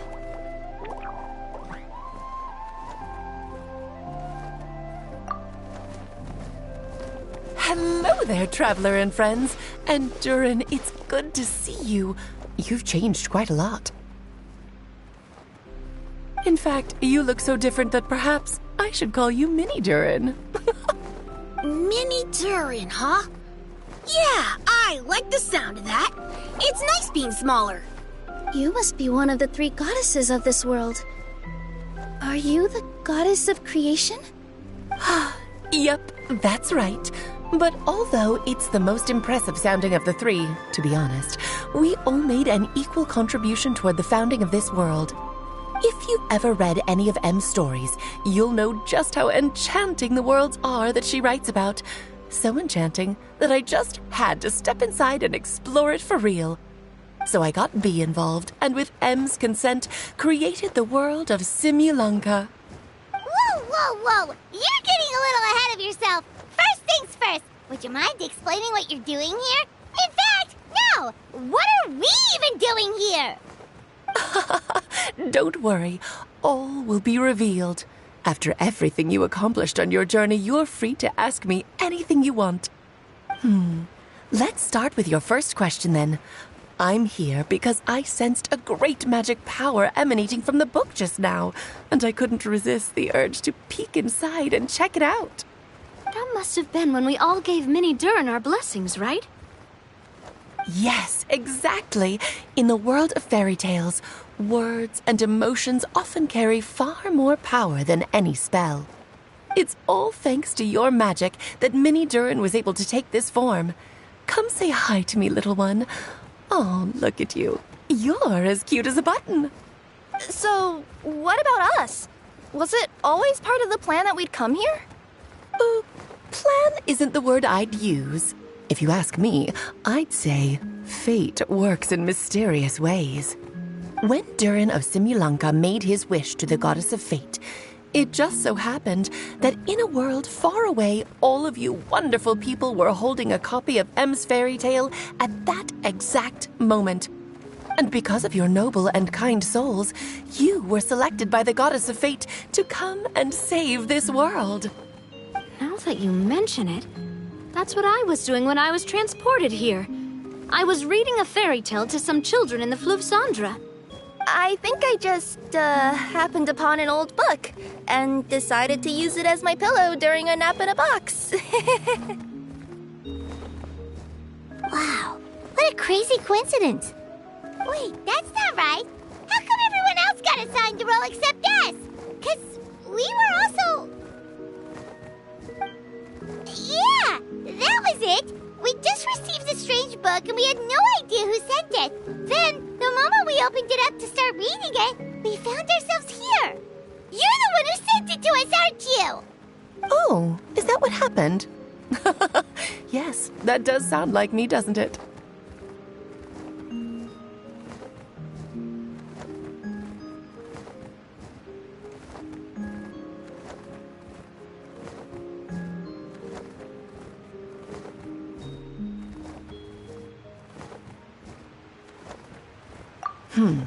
Good question. Why indeed? Maybe I thought this was such a good story it simply had to be read by someone. As the traveler and witness of many worlds, how could I let such a beautiful place pass you by? I can sense that your blessing for Minnie Durin was a very special one. With this blessing from beyond the story, he might even be able to explore worlds outside of this one. Teyvat, you mean? That's right. In fact, back when we were first creating Simulanka, Em told us that she hoped the people of this world would one day be able to explore the wider world beyond. Every story has an ending, but if the story becomes reality, it should have the right to choose its own path. So, in other words, the predestined lives these people lead were always going to disappear one way or another. Wait, so even if the people here get to go to other worlds, surely there's gotta be a way we can leave too, right? Don't you realize you've been able to leave all along? Huh? You can either take the boat at the Broken Sea or touch the giant bookmark at the Cliff of Prophecy. All you need to do if you want to leave is focus on the place you want to go. How were we supposed to know that if you never told us? Huh, didn't I? Well, given how smart and capable you are, surely it can't have posed a huge problem for you. As for your other friends who were summoned here, if I had to guess, I'd say the Goddess of Fate probably didn't tell them about it because she wanted them to get engrossed in the story. She's Em's reflection, after all.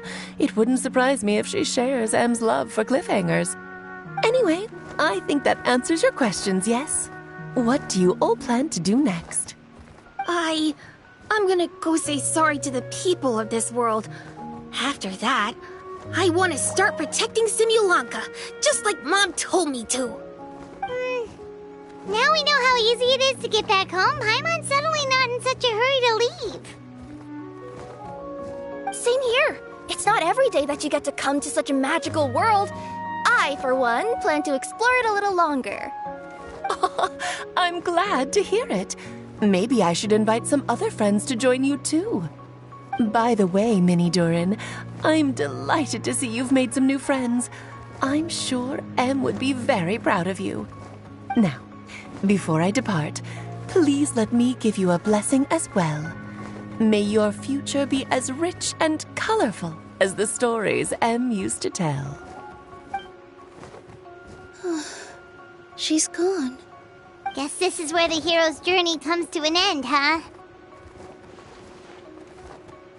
Ah, but it's also where a new journey begins. The adventures of Minnie Durin and friends. Huh? An adventure for me? You bet. For starters, I'd love to introduce you to my other friends in the forest. Even though there have been some misunderstandings in the past, I'm sure they'll welcome the new you with open arms. Huh? Stop looking at me. I already said I'll come with you. Whoa! Look over there! Wow. The stars are beautiful. Huh. I'll bet that's a gift to Minnie Durin from the 3 goddesses of this world. Oh. Thank you, Mom.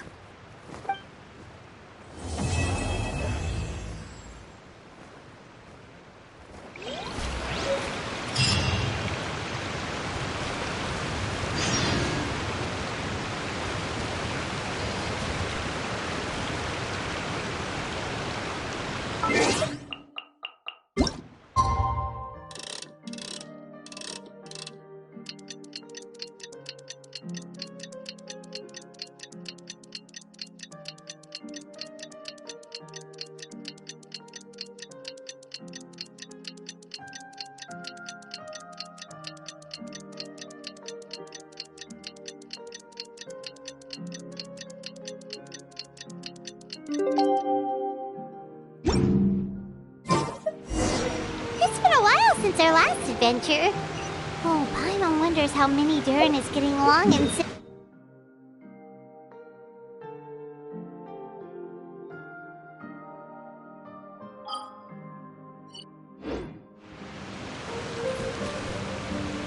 Let's go to the Forest of Blessings and take a look.